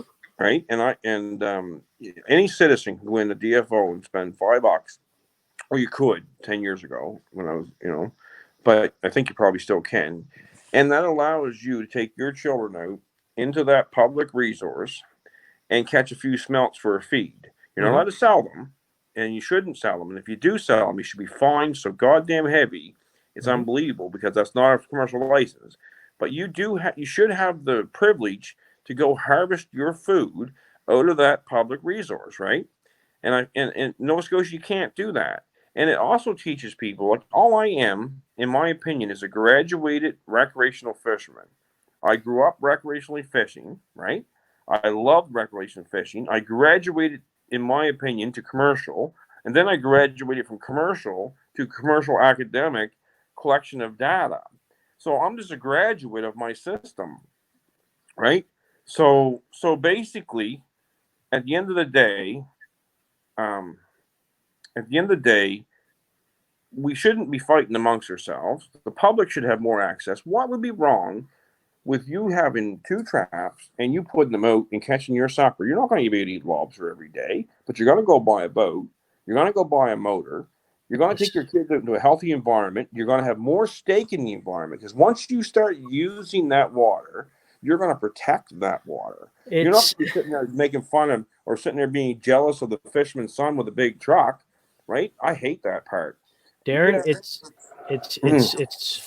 it amazes me how much we have in common, because when they started this recreational fishery that for $22 they want to charge us guys in Atlantic Canada, that's New Brunswick, Prince Edward Island, Newfoundland, and Nova Scotia, for a recreational sea fish license, I guess I could say, or saltwater license, as DFO refers to it as. When I was fortunate to make a surprise appearance, but I bit my tongue at some of their consultations in the mainland, or on the mainland, sorry, just because I said, you know what, I'm going to see if corresponds with what they bring to Cape Breton. Their consultation meeting that they had with recreational fishers on whether or not we supported it or not in member two was something there. I asked questions and I used comparisons in that and said, well, this wasn't what you guys presented to a group in the consultation on the mainland. I'm like, we're all one province. I said, why is it different? And when I started doing some digging and I did an ATIP, which is just a glorified FOI pop at the federal level, Darren, they couldn't find any documents for New Brunswick or anything. They had no records, and I get into it with that time with Lauren here locally, who was in member two, and Greg Stevens. We know the same people. So anyway, I've had a few battles with those names myself, my brother. So I've openly engaged them at this public consultation, and then I told them point blank. I said, I hope you guys had the records, because I'm coming. And since I FOI popped, it seemed like everything slowed down. Because how many times they lied to you? Oh, you wouldn't believe the inconsistencies. It's unbelievable. And the FOI pop had shown that, and they tried to track, and I asked a question there on how that would affect a certain group. And anyway, my questions were like taboo, and I was worse than the current COVID-19 situation. You know what?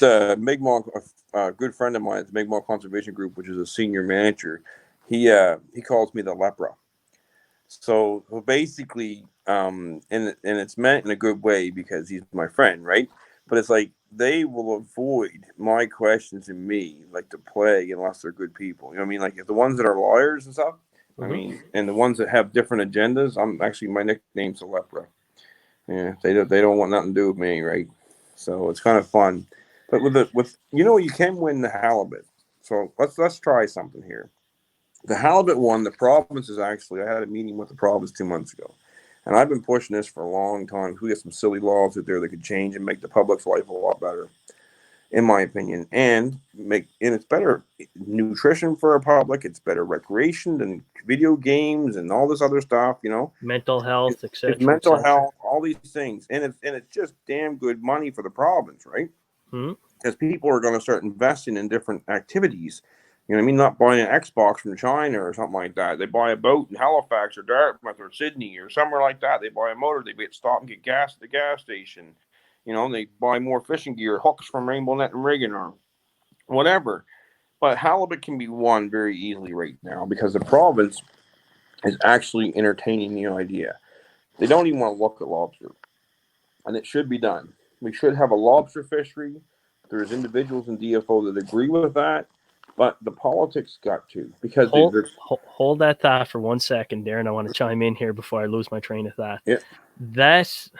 That recreational license, saltwater license that they looked at, when I dealt with Greg Stevens and I dealt with Lauren and them at the consultations and that, I requested, same as in the mainland, that lobster be on there, right? As shark and tuna and halibut. And I asked them for their list of groundfish, and they didn't have it at the consultation. Greg actually had to get it to me days later, which he did.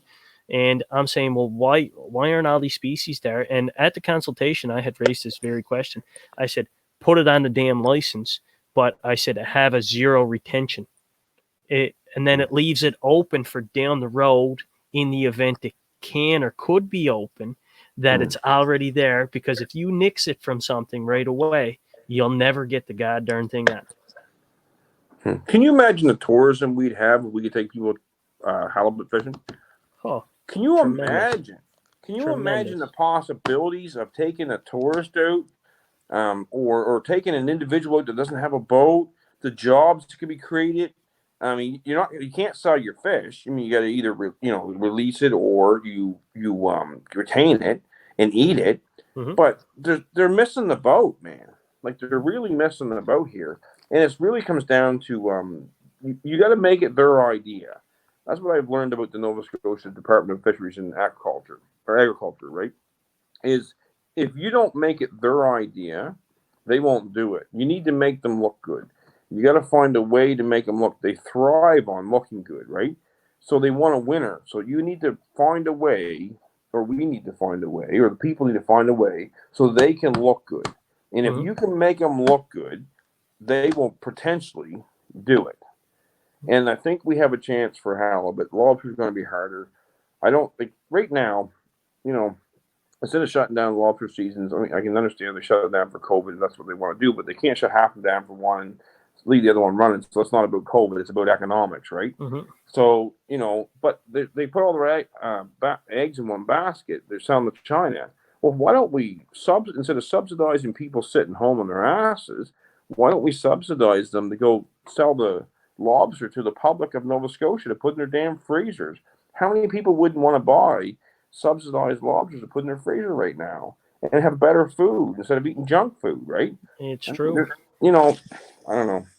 Things aren't so simple. I guess we look at them as simple, but.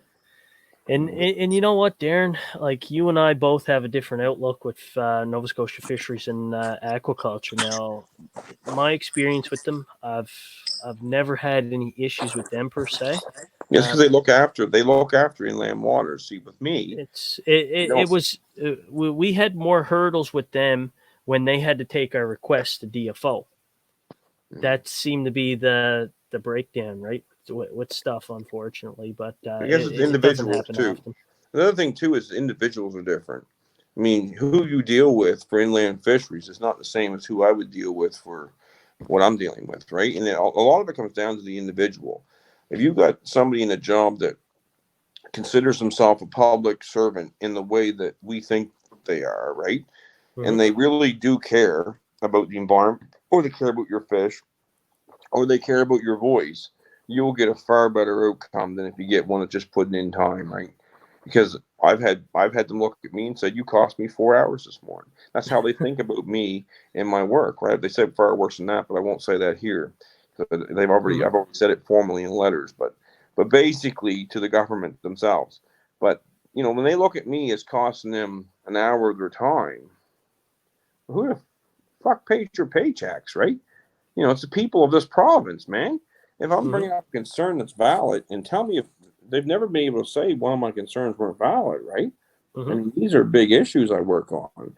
So if I'm And sorry I cost you an hour of your time, what was you going to do? Take family day today? I mean, I don't mean no offense, but I don't get family day.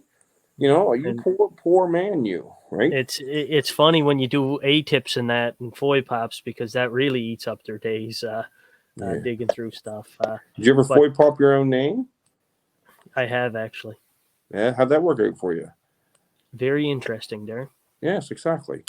So It's yeah, it's the red flag system or whatever. You wouldn't think that exists, but it I'm does pretty sure it exist. does Oh, believe because me, uh, it because definitely exists. the names in computer systems are synonymous. I love it when I get one and it says a third party has requested a FOI pop. Do you wish to have your information redacted?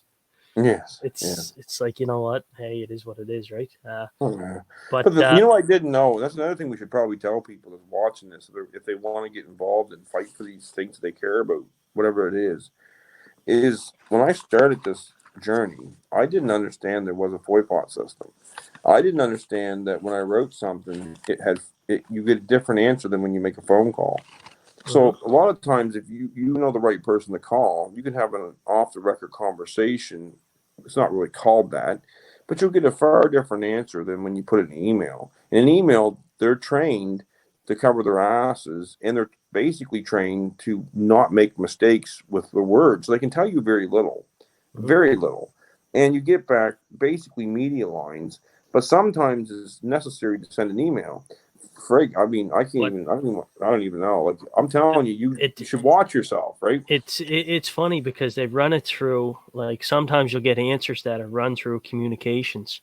Uh, Yeah. it's pre-scripted. It's funny when you do a FOI pop on yourself because you see Yeah. where communications took over and Yeah. had their hands in the the editing format of I it. can't wait to do one on the Windsor Causeway. I've been at that so long. I haven't done it yet, but I'm getting ready to do it once this goes much farther because it's a long journey, and I'm So gonna pop my name. I'm gonna just avoid pop my name in relation with the Windsor Causeway someday and see how it works out. Right?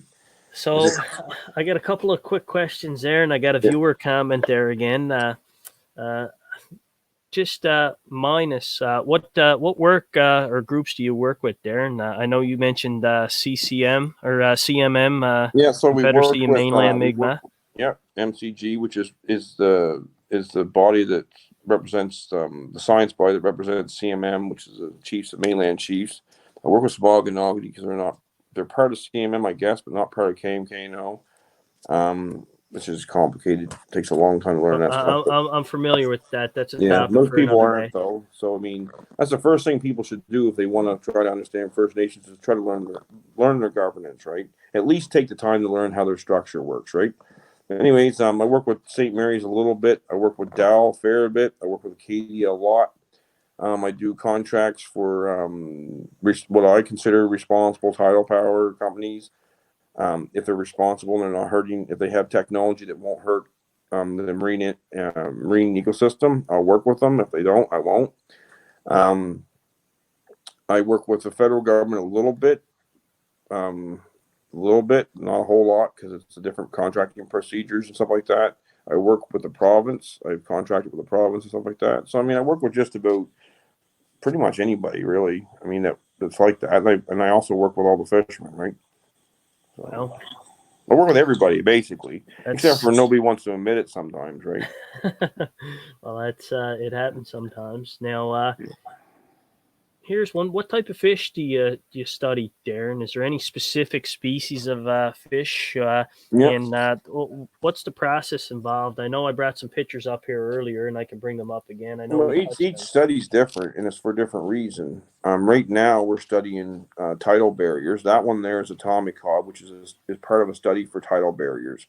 So we're trying to figure out if atomic cod are making it through to their spawning grounds, right, in different areas. So we're tagging them in 3 different rivers up home, plus the Shuby. So there's five different river systems that they're being tagged in the Monas Basin, and we're trying to understand where they're going, where they're spawning. We've only found confirmed one spawning location, which is in a little brook in the Shuby. Which, before we started this, people could look at us and they'd say, "Well, they spawn at all the rivers, or they spawn all over the place, or they can." Well, maybe they can, but they don't. Hmm. We have no evidence that they do. So we're trying to find whether they're making it through the barriers, whether they're spawning. The province takes the information, they do what they want with it. The feds take the information, they do what they want with it. The universities take the information, they do what they want with it, and the First Nations takes it and they do what they want with it. Everybody has a different objective with it, basically. But the nice thing about our programs is, what I really love about what I've done in my life is we've got a system now that has no silos. What that means is before, everybody was working in their own little silo and nobody wanted to share anything. They want their own sandbox. I used to do it when I did my presentation at universities. I actually take a picture of a sandbox in, and you guys don't want to let us in your sandbox. You know what I mean? It's Hmm. dirt. It's like, you know what I mean? And that's how I see it. Now with us, we have some pretty cool programs going right now where all of us share every day. What I'm very proud of is, in when I first started working with scientists, I had something that really bugged me. Is they sent students out, which everybody has to learn. There's a lot of good students. I'm not shitting on students, right? Hmm. But they send them out. They don't really know what they're doing yet. They're taught to be instant professionals, which they're not, right? They have to learn, and some of them are more diligent than others. So they'll leave their books in the back of a tractor, my weir, or a boat, or the dog would eat it next door, and they lose that data.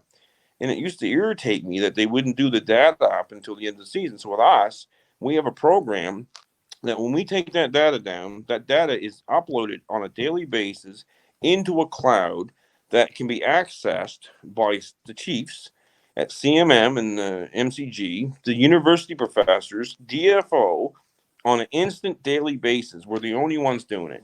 We're the most efficient that we know of. I've actually had a compliment the other day from one of the most highest senior scientists in DFO. He goes, "I can only wish we were half that efficient." Right now, Hmm. that's a compliment, right? You know what I Well, mean? Because we're trying to be we're living up to a bar that's higher than what's being done because we have to. Because we've got people that want to knock us down, but at the same time, we have people respecting what we're doing because we share everything. There's nothing we don't share. hmm. We're no longer treating data as a commodity, which is what it is in most settings or has been. People don't share their data. Well, that's not doing the ecosystem any good because a professor doesn't want to share his data because he's somebody scared somebody else will publish it before he is, and he won't get his raise at the university or whatever. We don't care about raises. We care about the river. We care about the fish. We care about the communication between DFO and us. Your I your your want heart's in the right place for well, conservation. well the thing is if you're not sharing your information, your heart is not in the right place, and nor is your mind, because you have an ulterior motive, right? We don't have an ulterior motive. We want the situation to be the best it can for the fish. If those fish flourish, we flourish. That is just how it is. If Hmm. those fish don't flourish, we do not flourish. Whether we're recreational, commercial, or aboriginal, or DFO. Because it doesn't make DFO look pretty good when our fish stocks are dropping. They're the ones that's supposed to manage it, right? That's true. So there's a reflection upon their management skills, bottom line. So we need to open up these rivers. It's been deemed, people don't realize this.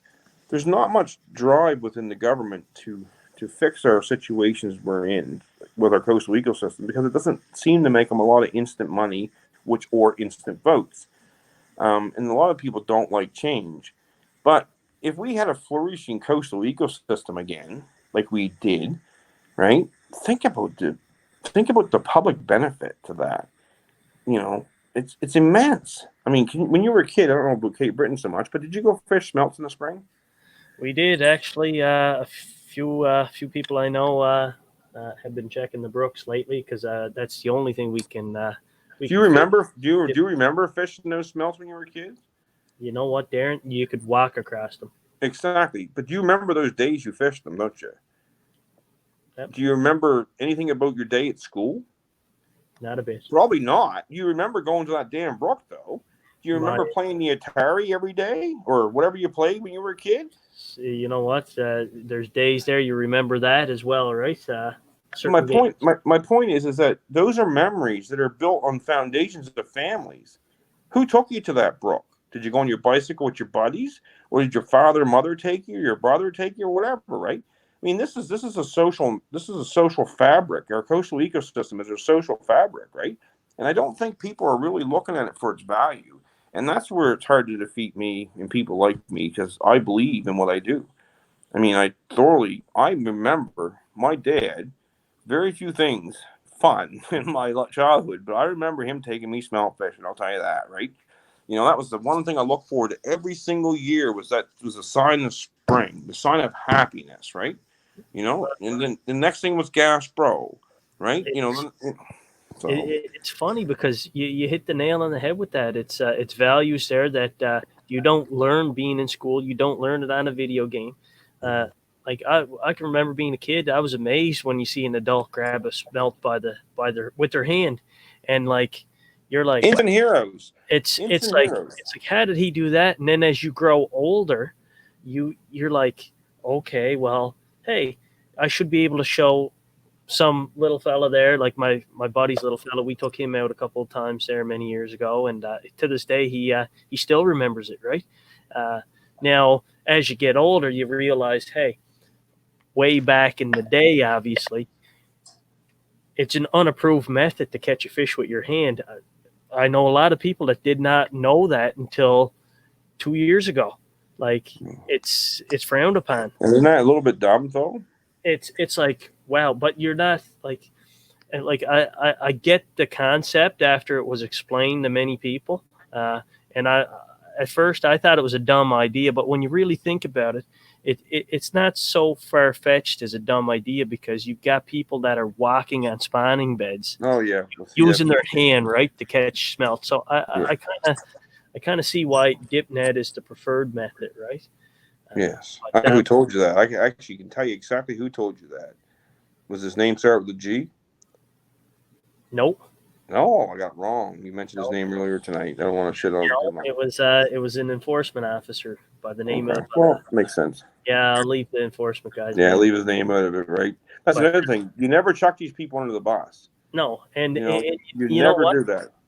It was one of them points. Like he took it upon himself to educate these folks outside of the actual setting, because he took it like the enforcement guy said, "Hey, we have to teach people," and what you guys had done. And he pulled Buddy aside. He said, "I seen your video." He said that you had posted there with the little fella. And he said, FYI, he said, it's chargeable. He said, here's the reasons why. He said, although it may have been looked upon as acceptable back in the day, it's not now. And he made the opportunity there to educate versus. He's a good officer. Yeah. So, and you know what? You got to respect guys like that because, hey, the father and son didn't realize, hey, that it was frowned upon, right? Well, you know what? That's a good officer, plain simple. So. Right? I mean, you can't. You that's a damn good officer, actually. You got to value the guys that have a heart when it comes to that stuff, right? And there's a lot of damn good officers out there. Oh, for sure. I spent years with them chasing me, and I'll tell you, some of the best compliments I ever got in my life came from fisheries officers. I can remember the first compliment I got in Nova Scotia. I guess some in PEI, but Nova Scotia was one I didn't know, actually, and he retired immediately after. They were sent basically multiple times to shut me up, right? Mm-hmm. And that was the preferred method when I first started my journey because I didn't understand how to properly work with the government. You know what I mean? So when I kick up shit, they'd send the officers out, right? And they semi harass me, kind of, or Mm-hmm. whatever. Anyways, so after time, some of these officers started respecting me instead of treating me like a criminal, Mm-hmm. right? Because you remember these officers deal with bad people on a constant basis, right? They're not dealing with that many honest people sometimes, you know what I mean? So they classify us instantly in a lot of times into that bracket of dishonesty, right? Mm-hmm. So it takes a long time sometimes to get that relationship with some of them. This one pulled in my yard one time, and I just got boarded by three officers with my young fellow in my boat, and I was fishing shad, and I just done complained about the Windsor Causeway. This was a long time ago. My little boy was probably he's 20 now. He's probably under 10 then, or somewhere around there. I can't remember. And I was pretty upset because my young fellow was with me. They're all armed officers. Scary shit coming up on us in the river all by herself, and they were, a little bit aggressive in my mind, right? And I was cranky anyway because they just got through killing hundreds of thousands of fish in Windsor. Mm-hmm. And I reported it. DFO put it in the newspaper that they didn't kill the fish, and they sent officers out to look at the fish kill. Well, I sat there and watched, and nobody showed up, right? So I know they were lying in the newspaper. And then they send the officers up the river to come after me. So, anyways, and they were looking for an anchor in my boat. That's all they cared about was a friggin' anchor, whether I had an anchor on the end of my net or not, right? That's what they were looking for. So, anyways, it was irritating to me completely. Anyways, a week later or two or a month or whatever, this officer pulled my yard, which I didn't know. He was on the boat that day, and I didn't know him, and I still don't know him. His name, anyways, doesn't matter what his name was. And he looked at me and goes, "Can I talk to you for a minute?" And I said, "Sure." And he goes, "I just want to apologize to you." He said, "Sometimes we forget we're public servants." That was one of the nicest things that was ever said to me because he realized they pushed the limit with me, right? Mm-hmm. They were sent out to harass me within reason because I was complaining about a structure killing fish. Mm-hmm. I mean, come on. Are you serious? You're after me for an anchor to charge me because somebody's told you I got an anchor on the end of my net when I had a window weight, which was legal. And an anchor was legal if you actually study the laws, right? Mm-hmm. Which I was not doing anything illegal. They never charged me anything, nor anything. And, but they were letting them kill fish upstream, thousands and thousands. Like I estimated a tractor trailer load, right, Wow. that day. And they let them do it and then covered up for them, right? So I don't know. It's hard not to have a bad taste in your mouth sometimes. But Mm-hmm. at the end of the day, you get the odd person that comes out and says something to you, like an officer that you explained. He changes your perception, right? And I It's had like all a it takes. what's And that? it's all it takes. Like I know our organizations, we have reached out to them there because, see, federally and provincially, uh, they seem to move away from public PR events, Mm. whether it be a kids fishing derby or whatnot, or learn the fish program. And I can commend them both with DFO enforcement and Nova Scotia Inland Fisheries and Environment Enforcement because they, at our request there last year, we were hoping to do the same this year. They come out because I'll be honest, Darren. Kids say the darndest things when you're in the schools, Woohoo! and it was always, "Oh, we run from the woods cops," they'd say, right? And you got a little grade 2 or grade 3 child saying that, and it's like, okay, they're learning something bad from the parents, right? Let's Yeah, bring the officers in and show them that they're not the bad guys, right? And yeah, everybody can work. And geez, we had officers helping kids fish one day, and yeah, yeah. it was priceless. And the photos and that are still up on the Port Morion Wildlife group on Facebook there. If Mm. anybody wanted to check it out, but I'll tell you, it was something else. There is good officers when it comes to that stuff. Actually, I was thinking about it. I don't know a single bad officer anymore. You know what I mean? Like I actually don't have a single bad thing to say about a single officer anymore. We've had our problems in the past, but I don't have any problems now. You know what? I can't say anything bad about any of them. Nope. Have I had differences with some of them? Yeah. In the end, if said officer realized that they were wrong, uh, the officer, and I commend him, had the decency to at least reach out and say, "Hey, I was wrong," and I only had one in my time that avoided me like the plague, or he didn't want to apologize for being wrong. Uh, No. it was unfortunate, but I called him out one day, and he did pull me aside and say, "Hey, listen, I screwed up, and I admit it, and it is what it is." And then you just let it go, right? Yeah, That's the other thing about this. You can't hold grudges with this stuff. You just can't. It'd drive you crazy if you did, right? So yeah. that's what I think the longer you're into this stuff, even though you're going to go through a really rough time, like I know it takes a long time for them to actually value your input. It really does. But once they value your input, really, most of them are in line with your ideals, and Mhm. you're in line with theirs. Like it just takes a long time for them to actually treat you as an equal or an authority figure or a valued person. I don't know what it is. If you put a PhD or BSc in front of your name, instantly they do. you, Right? like for anybody in the shoes of yourself, or Mm. me, or anybody that's watching that thing, say it takes time, whether it be with the department or media, to gain the respect and the credibility and the reliability to have things put out there, obviously. Yeah. And if you want to make change, you better forge those relationships and make them meaningful. Because if you don't, you're not going to make no change. And Because it's like, that's a fact. Like the media reaches out to myself and our organization there a lot for comments on things fish and mm, wildlife related. I guess we're the most outspoken that don't mind touching on subjects that may be controversial, but it's you know what, you got to have people like that. Um, mm. Quick topic question here.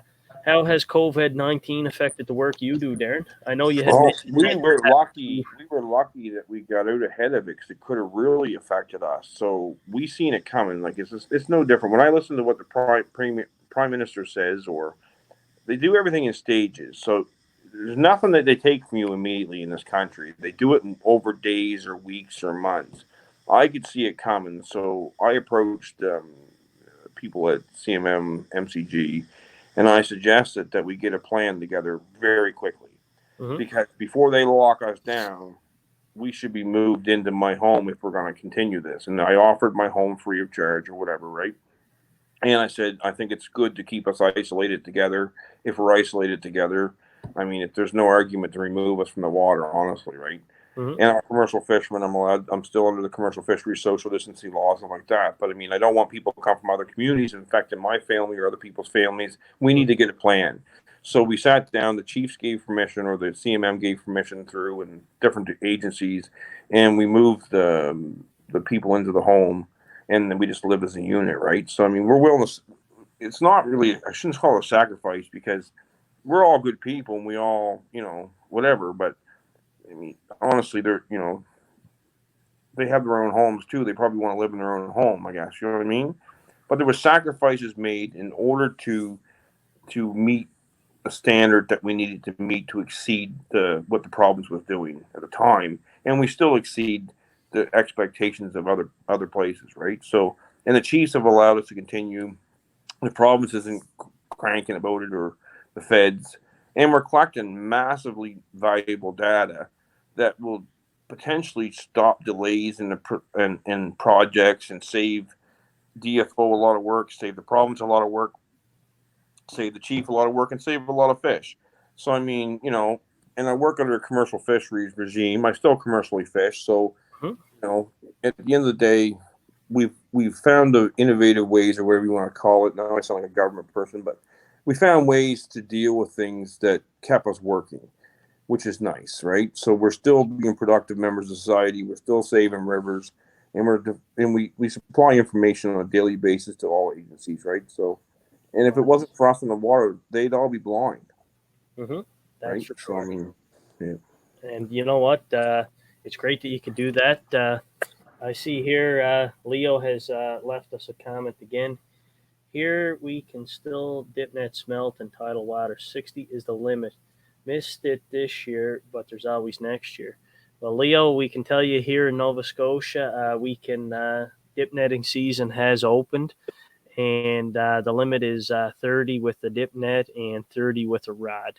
But But you're because still not allowed to fish them. but we're still not allowed to fish them. The province is going to reevaluate fishing May 1st, and my personal perspective there or outlook would be that don't expect it to open based on each day and every day so far. We've had more people infected with COVID, and we've had deaths. So it's possible that they may reevaluate and open here in Nova Scotia, but I personally don't see it based on the numbers, and it's it's a numbers game, unfortunately here. Unless you Yeah. got something you may want to speculate on in regards to that. No. See, the problem is that when you, I really have a hard time with the shutting down the commercial or the recreational fishery, and saltwater and freshwater. I mean, it's coming from a place. We don't all fish stock ponds. You know what I mean? Hmm.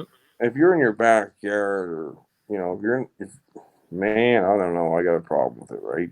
I get it within reason, but when you got, I was going behind a big load of logs, fence posts and logs today. It's like, it's like, who deems what? Um, I don't know. Recreational fishing, in all honesty, I think that that should be an eye opener for all the fishermen. That if we were together, if the commercial fishermen, indigenous fishery, make them all fishery, and the recreational fishery were standing side by side in conjunction, I believe we would have not had that happen. Right? It's I personally believe that I don't believe the department made the call. I think it came from the powers that run the province, Oh, of course it did. i.e., McNeil. I don't. I Yeah. personally don't think that it came It from. certainly came from somebody that doesn't recreational fish too much themselves. I believe that there may have been some very blindsided people by the decision, and each day now it's just more restrictions, unfortunately. Well, the thing is, they can't go back, and then they're going to admit they're wrong or something. There's probably liability then once they do it. I don't know. Once they don't make decisions very often, and turn back on them because they don't want to admit they're wrong in any way, shape, or form. Right? Hmm. It's just the way it is. But the thing is, it wouldn't have happened if we were not separated. It just wouldn't have happened. It just wouldn't have. I mean, they're not stopping you from going down the road. They're telling you shouldn't. They're not stopping you. Yet you can't stand in a brook with a fishing rod by yourself. It just makes no sense. And then they can come up with an excuse where it does make sense in theory, but you're still allowed to go down the road for a walk. You can still go walk alongside that brook. You And just can't put a pole on it. I've heard It's got to, comparisons with Costco and Sobeys and the yeah. grocery chains, right? Walmart's, etc., where you've got tremendous amounts of people. I Cold. think if anybody wants to change this, they next time they fight with a fellow fisherman, they should remember the reason that you don't have a fishing season right now is we're not united, and that's just the bottom line. Because Darren, if we were united, we outnumbered the government within reason, right? you Bottom line, you it's nailed it. just the way it is.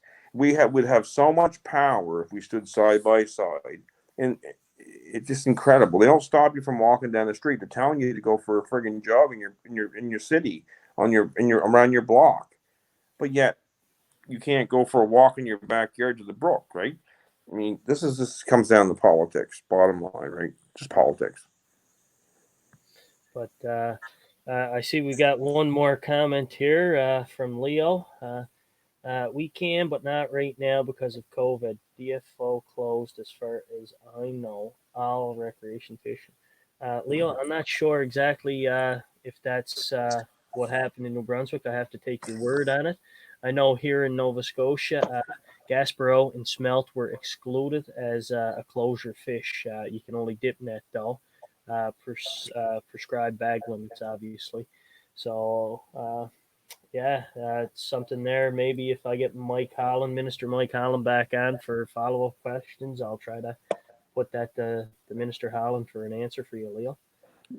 Now, while I got you, Darren, I know we've very really extended the hour timeline that we had set out, but the conversation just got well in depth. Oh, it could go on forever, brother. And you know what? I enjoyed it thoroughly. There's one photo there that I didn't show, and it's our background photo here that we're displayed over. I'll bring it up here now. Ah, that's cool.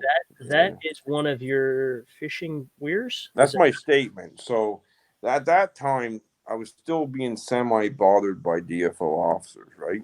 Mm-hmm. So, and I was very frustrated. So this is my weir. It's on the Monas Basin floor. It's a very old style fish, and it's the oldest style. Actually, Canada has the oldest weirs in history, recorded back 13,000 years. We actually have that title. There's only a few of us left. We're almost gone because it's very labor intensive, and the government hasn't. There's no incentive to keep the heritage going, which is a shame. But anyways, basically, I put the Hart Pond in. Me and the students built the Hart Pond there, and my kids and stuff. And it's when DFO would fly over and monitor us, they would see the heart, right? You know what I mean? Because it's like, and it's basically a symbol of us, right? Like, we're going to fight for these fish. Yes, we harvest fish, but hunters, look who's done more for wetlands than Ducks Unlimited, which was started by hunters, right? You know, we're personally attached to this environment. You know, at the end of the day, that's where our heart is. That's where their weir shows. And the only people who ever see that is people with planes, right? Which is DFO. So basically, it was a sign. We made it. That was my reason for making it. The students got really excited about it, and I told them about the project. And I didn't really give them all the reasons why, but they love fish too. All the kids, they're not kids, they're young adults. I've worked with, oh my God, some years I've had over 10 or 12, 20 masters or BSc students getting their degrees for this, right? And I'd never charged them. I've never once charged. I've had some students work with me for 5 years. Never once did I charge them to come out and get their degrees. They get their education off of us, right? Mm-hmm. But I also get an education off of them. So it's a double-edged sword, right? They just never see it coming with me because I'm sitting there like a sponge soaking up everything I hear, right? Mm-hmm. But anyways, that picture is pretty cool because we made that pond. That cost me, I think it was around $4,000 in wages to build that pond. Yeah, so that was my message to DFO that day. That was kind of cool. Oh, that's something, eh? And that's where we keep the fish too. So like when we fish our weir, we don't keep everything. So what we don't keep gets released into that pond, and when the tide goes back in, it picks it back up and it can swim away, right? So the universities will come, different ones, and tag fish constantly. We've tagged thousands of fish. If you caught a striped bass 2 years ago, probably, if you caught a striped bass in Nova Scotia with tagging it, you have an 80% chance it came from my operations. So you probably worked hand in hand with Colin there. Colin Albua? Yes. Yeah. Oh, man, he's amazing. Yeah, when I did the weir study, the year that picture was taken, I think, there was a list of people I wanted to hire. And he was on the top of the list. But the province got him 2 weeks before I after him, because I went and hired all the students. Because I did a complete study of all those species that was captured in the weir. We counted everything. I wanted Colin so bad, man. That is a good man right there, brother. Do you know him well? I know him pretty well, yeah. Oh, he's a good man. He's working with fishers and aquaculture now. Yeah, he's a good man, that fella right there. He did a lot with striped bass, the stripers. And Myra, he worked in Myra a lot, right? He worked with me. He knows me well. You ask him. Yeah, I will, for sure. Him and I had some interesting conversations in the past. Oh, awesome. Yeah. I'll have to, when I talk to him next, I'll have to reach out and find out. Yeah, I didn't know you knew him. I forgot he worked for the province still. Yeah. Yeah, no, he's working for them now. I seen him back at the Halifax Outdoor Show before it got canceled. Well, you couldn't find a better person to work for the province in fisheries than Colin, period. Mm-hmm. He just gives a shit. He loves fish. He's intelligent like you wouldn't believe. He's the right kind of bureaucrat, bottom line. Right? For sure. Yeah. So there's good many. It's nice to see him in there. So with that, I don't have any other viewer comments come in, Darren. I know we're at about 2 hours and 10 minutes now. All right, brother. Little longer because we had that 8-minute hiccup there earlier okay. where. Yep. And I apologize for that. Unfortunately, when you do things live, it's unscripted, right? Exactly. It's And leave everybody with a message. You got to start getting along. Stop fighting. Every time you think about fighting because you see some idiot do something you don't like, just don't fight with them. He's a fisherman. Just try to educate them. Try to stay out of the argument. Try to pull yourself together. If we don't get together, we're going to lose what we have, yeah, and we got that is a fact, right? And if people don't learn that soon, we're just going to keep going down the rabbit hole. people have to join forces and do what's right to. You know what we should do? We should team up and get the halibut through Nova Scotia, bud. I've got the connections. Well, I got the connections hey, too. hey, I'll probably be tarred and feathered for saying that by some commercial guys, but You know hey, what? The commercial people have to understand. You know how many people? Honestly, there's not enough. Like the public's not going to hurt that stock in my area, at least. mm-hmm. You know what I mean? And how much? No, it's not theirs. It's there's a public resources, an allocation of so many kilograms for the public. Bottom line, right? And we've got that battle right now with total allowable catch for recreational fishermen for mackerel, obviously, Yes. and that's like we've got size restrictions and whatnot. I think 10% of the total allowable catch for commercial guys that fish for mackerel, I believe they're allowed 10% undersize. Like recreational guys, I think. Now I could be wrong in the numbers. I'd have to go back and double check, but it's like recreational guys got a size limit. Like with gill nets, they're very specific to size, so you're not going to have an issue that way, right? So just because somebody's allowed something doesn't mean they get it. Mm-hmm. You know what I mean? If an officer boards a boat, the gill netting, if you're using it, like I use 3-inch gill nets for gas bro, for example. I'm catching 8-year-old gas bro. I'm not catching 4-year-old gas bro, 5-year-old gas bro. If I drop down to 2 7/8, I'm catching 7-year-old gas bro. If I drop down to 2 3/4, I'm catching 6-year-old gas bro. Mm-hmm. So you're not people. It's not what everybody thinks it is sometimes. Now, if you're fishing a trap net, I'll tell you something. I know trap net fishermen, and I know some all darn good men that trap net fish, right? Mm-hmm. And they've dumped more fish. And I don't mean I say dumped. Don't assume it's dead because it's not dead, right?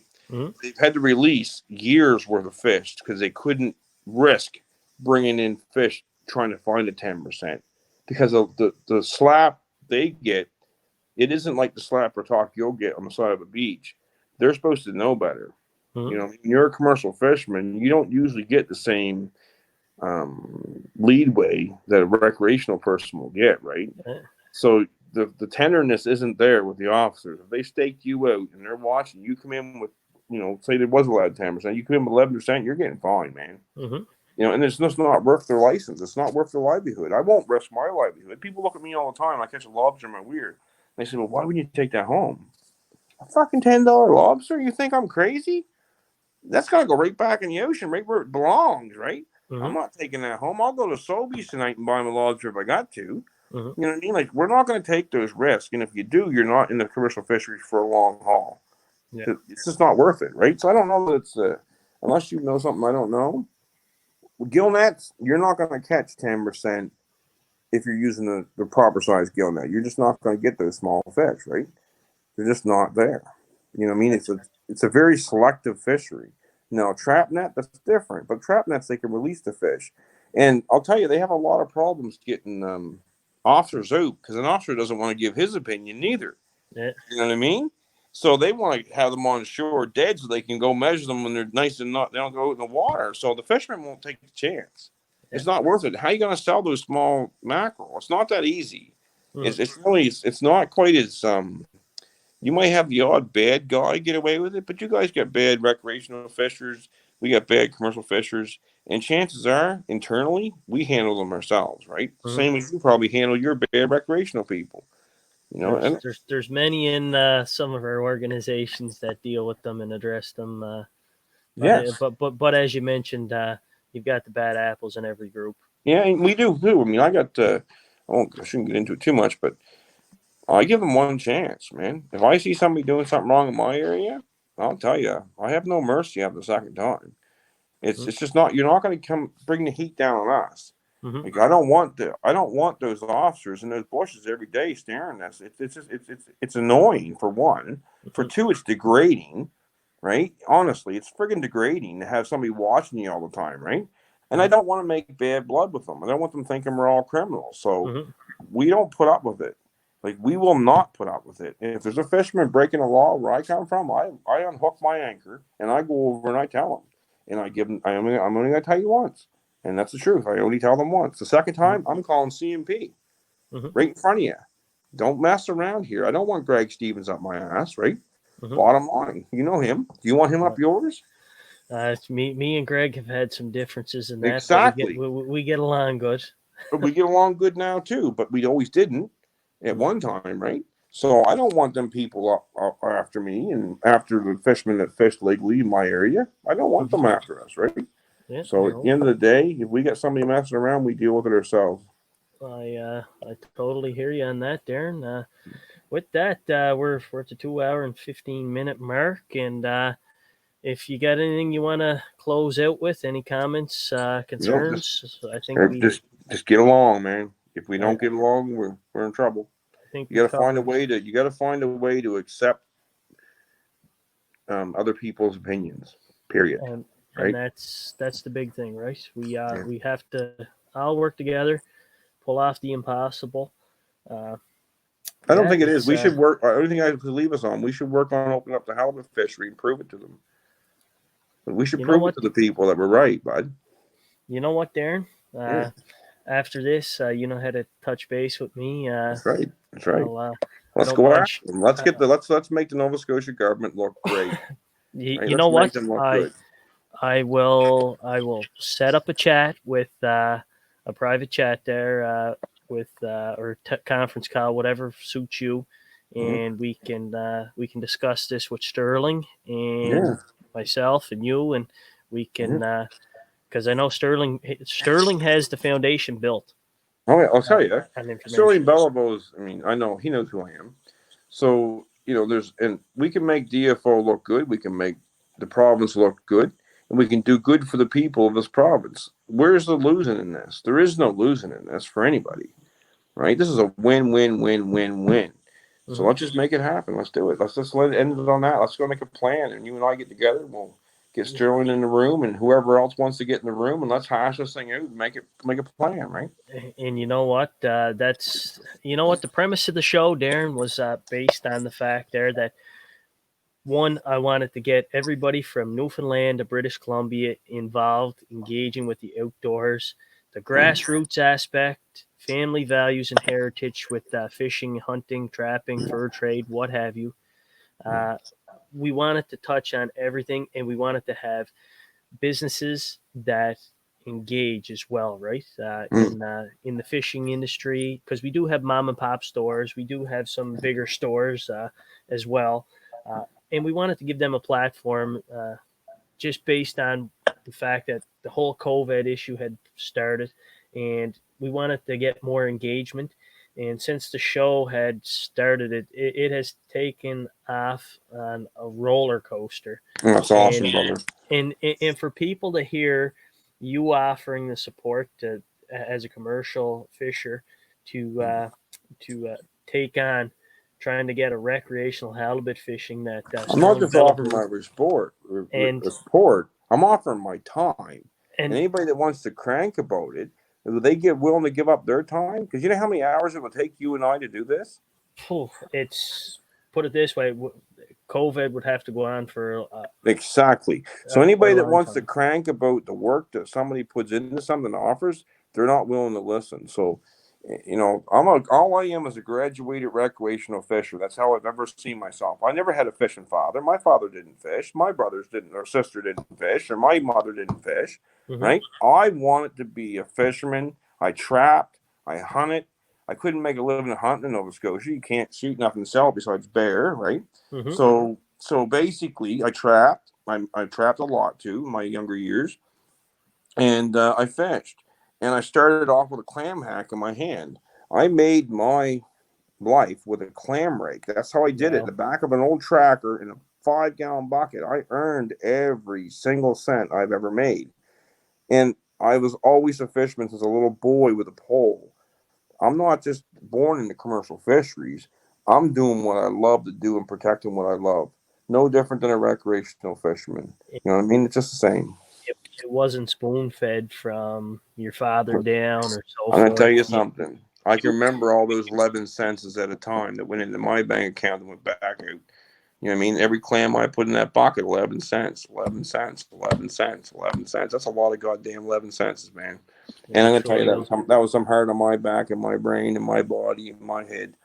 So Well, at the end of the day, I don't consider myself a commercial fisherman. I'm a fisherman. You know what I mean? Bottom line, there's no distinction for me. mhm. It's the same, right? Well, you know what? I know. I know. I appreciate what you've done up there as part of what you're doing there with your organization. Mm. Being an advocate on that and making waves, Darren. No pun Oh, yeah. intended.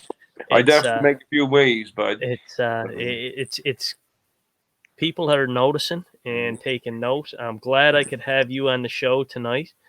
Uh, I know we for episode 5. It's probably one of the longest shows that I've done so far. We're over the 2 hour mark. So, but you know what? Next time we'll talk about deer, bud. It's an in-depth conversation, and hey, it's great. I know the other day there when I touched base with you, you were doing food plots for deer Yes, yes, and yes. whatnot, and believe it or not, that plays into episode 6. We have No way. did you see what I who I have on for episode 6? No, I didn't. I have Steve Elmy, the rack Oh, stacker. oh, that's cool, man. I just put a rack stack. You tell him. I just put rack stacker out tonight. Right? Oh, So, yeah, see, for me, it's all about management of my property too. I just love it. I absolutely love it because it's not about shooting a deer mhm, anymore. It's about watching the damn deer, feeding the deer. It's about feeding the rabbits. It's like I'm 46 years old. I still got to shoot my deer to eat. I make my own pepperoni. I make my own salami. I make my own everything. Right? yes, I do. I still smoke all my fish. We do everything like the old school, right? And mhm, I still love eating it. But I'm gonna watch. I'm gonna see 1,000 deer. Not they're all gonna be different. But on my property, I'm gonna watch probably 1,000 before I ever pull that trigger mhm. because I want to watch them. That's just how I am, right? I don't go to Florida. I go to my backyard, brother. And that's And just you know how. what? It's great. I might. I'm gonna reach out. Like I said, for episode 6, I do have the rack stacker guy, You Steve tell Elmy. Rackstacker I plant Whitetail Institute food in my land. He should come see me. So I do put out his mineral lick though. He should come see me, and I might switch some of my fields over. Hey, you know what? How about you engage with a comment when I bring him on there? Oh, there you go. There you go. You He's know going what to you be should do? on Saturday. You should bring your camera down the fall. I'll put you in the tree stand and watch all these turnip fields and stuff I plant. It's incredible. How's this? I'll make a deal with you. All right, go I ahead. This fall, I'm looking to do an episode in the blind. I'm going to Well, run you know it. what? There you go. I'm running an episode there with in Newfoundland. Hopefully, there I've reached out to Barry Fordham Mm, and the Newfoundland Sportsman magazine, mm. partnering there with a concept. But this fall, if you got that food plot, and I don't just have one, brother. well, hey, listen, Yes. I'll tell you Yes. this: if you can get the phone on the go in the tree Yeah. stand, Oh, I and can do we it. and we can do one of these, Oh, yes. I'll have you on. And if I can get more than one person, Yeah. I'll do a cycle of 5 or 6 people, Oh, yeah. and we'll do it that way. So for the There you viewers that are go. watching, Maybe that. Yeah, there you go. I don't usually like shooting my deer until the end anyway because I like to watch them all season, right? So you'll get to see hopefully some big horns run by you. so you know what? Hey, bang! Don't disclose the location, obviously. No, no, no. It all doesn't matter to me, man. I mean, I, So I bought the property and I make it better every day. When I'm done fishing, I go back in the back and I plant something. I planted alfalfa and clover 2 nights ago, and I'm perfect. planting buckwheat next week, and Mhm. I got a field being plowed tomorrow, and they're planting oats in that field, and oh yeah, we don't Awesome. stop. We don't stop. So with that, I've got your commitment then to get an episode of In the Blind over your food plot. So, and Yes, man. I will tell Steve on Saturday that we had the You tell him to discussion. come convince me to switch from Whitetail Institute stuff over to Rack Stacker. You know what? Hey, Yeah. put it in the comments on Saturday, and I'll ask him. How's that? All right, perfect, brother. I'm sure his product is as good, if not superior, to It's quite possible. the other stuff. So I did want the Rack Stacker stuff, but you can't find it anywhere. So I actually had a fellow drop me off some tonight. It's hard to find right now because of the COVID stuff, right? well, you know what? I'll address that issue with Steve when he's on the show. Yeah, he should do a delivery service for Rack Stacker stuff, man. I'm gonna say, hey, the guys in Nova Scotia, and I've heard from Terry Smith and others that it's in demand, but it's hard to get sometimes. Oh yeah, very much so. Yeah. So I had a heck of a time. All right, brother. but You take care, man. Thanks again, Darren. I appreciate the in-depth conversation, Yep. and I'll have you on again, and we'll do the episode in the stand and over your food plots. Excellent. Excellent. Maybe I can get Elmy on for that as well. Why not? Fall. May as well fill the tree stand. I'll have to build a bigger tree stand. There you go. It's all electronic nowadays, Darren. I could be here in Cape Breton, he can be in Ontario, and others can be out. You can be in Windsor. Yeah. We're good, right? So there you go. So with that, I enjoyed the conversation, learning about what your organization has done. It sounds like you've hit the same hurdles as every other organization. So with that, Darren, that concludes episode 5 of Coast to Coast Outdoors, and I appreciate having you on. All right, thanks, bud. All right, thanks again, Darren. Take care, man. You too. Bye. So, folks, that concludes episode 5 of Coast to Coast Outdoors. It was a lengthy one, some technical issues at first, but I apologize for that. And it's great to have Darren on talking about many different topics. We didn't expect it to run as long as it did, but you know what? I hope you guys have gained enough value from that as well. So, all said and done, you guys take care, have a good night, and tune in for episode 6 of Coast to Coast Outdoors with Steve Elmy, the rack stacker guy, talking food plots and some of his mineral licks and other products that he has. So, hope to see you on Saturday at 8 p.m. Atlantic time, 7 p.m. Ontario time. Thank you, and have a good night.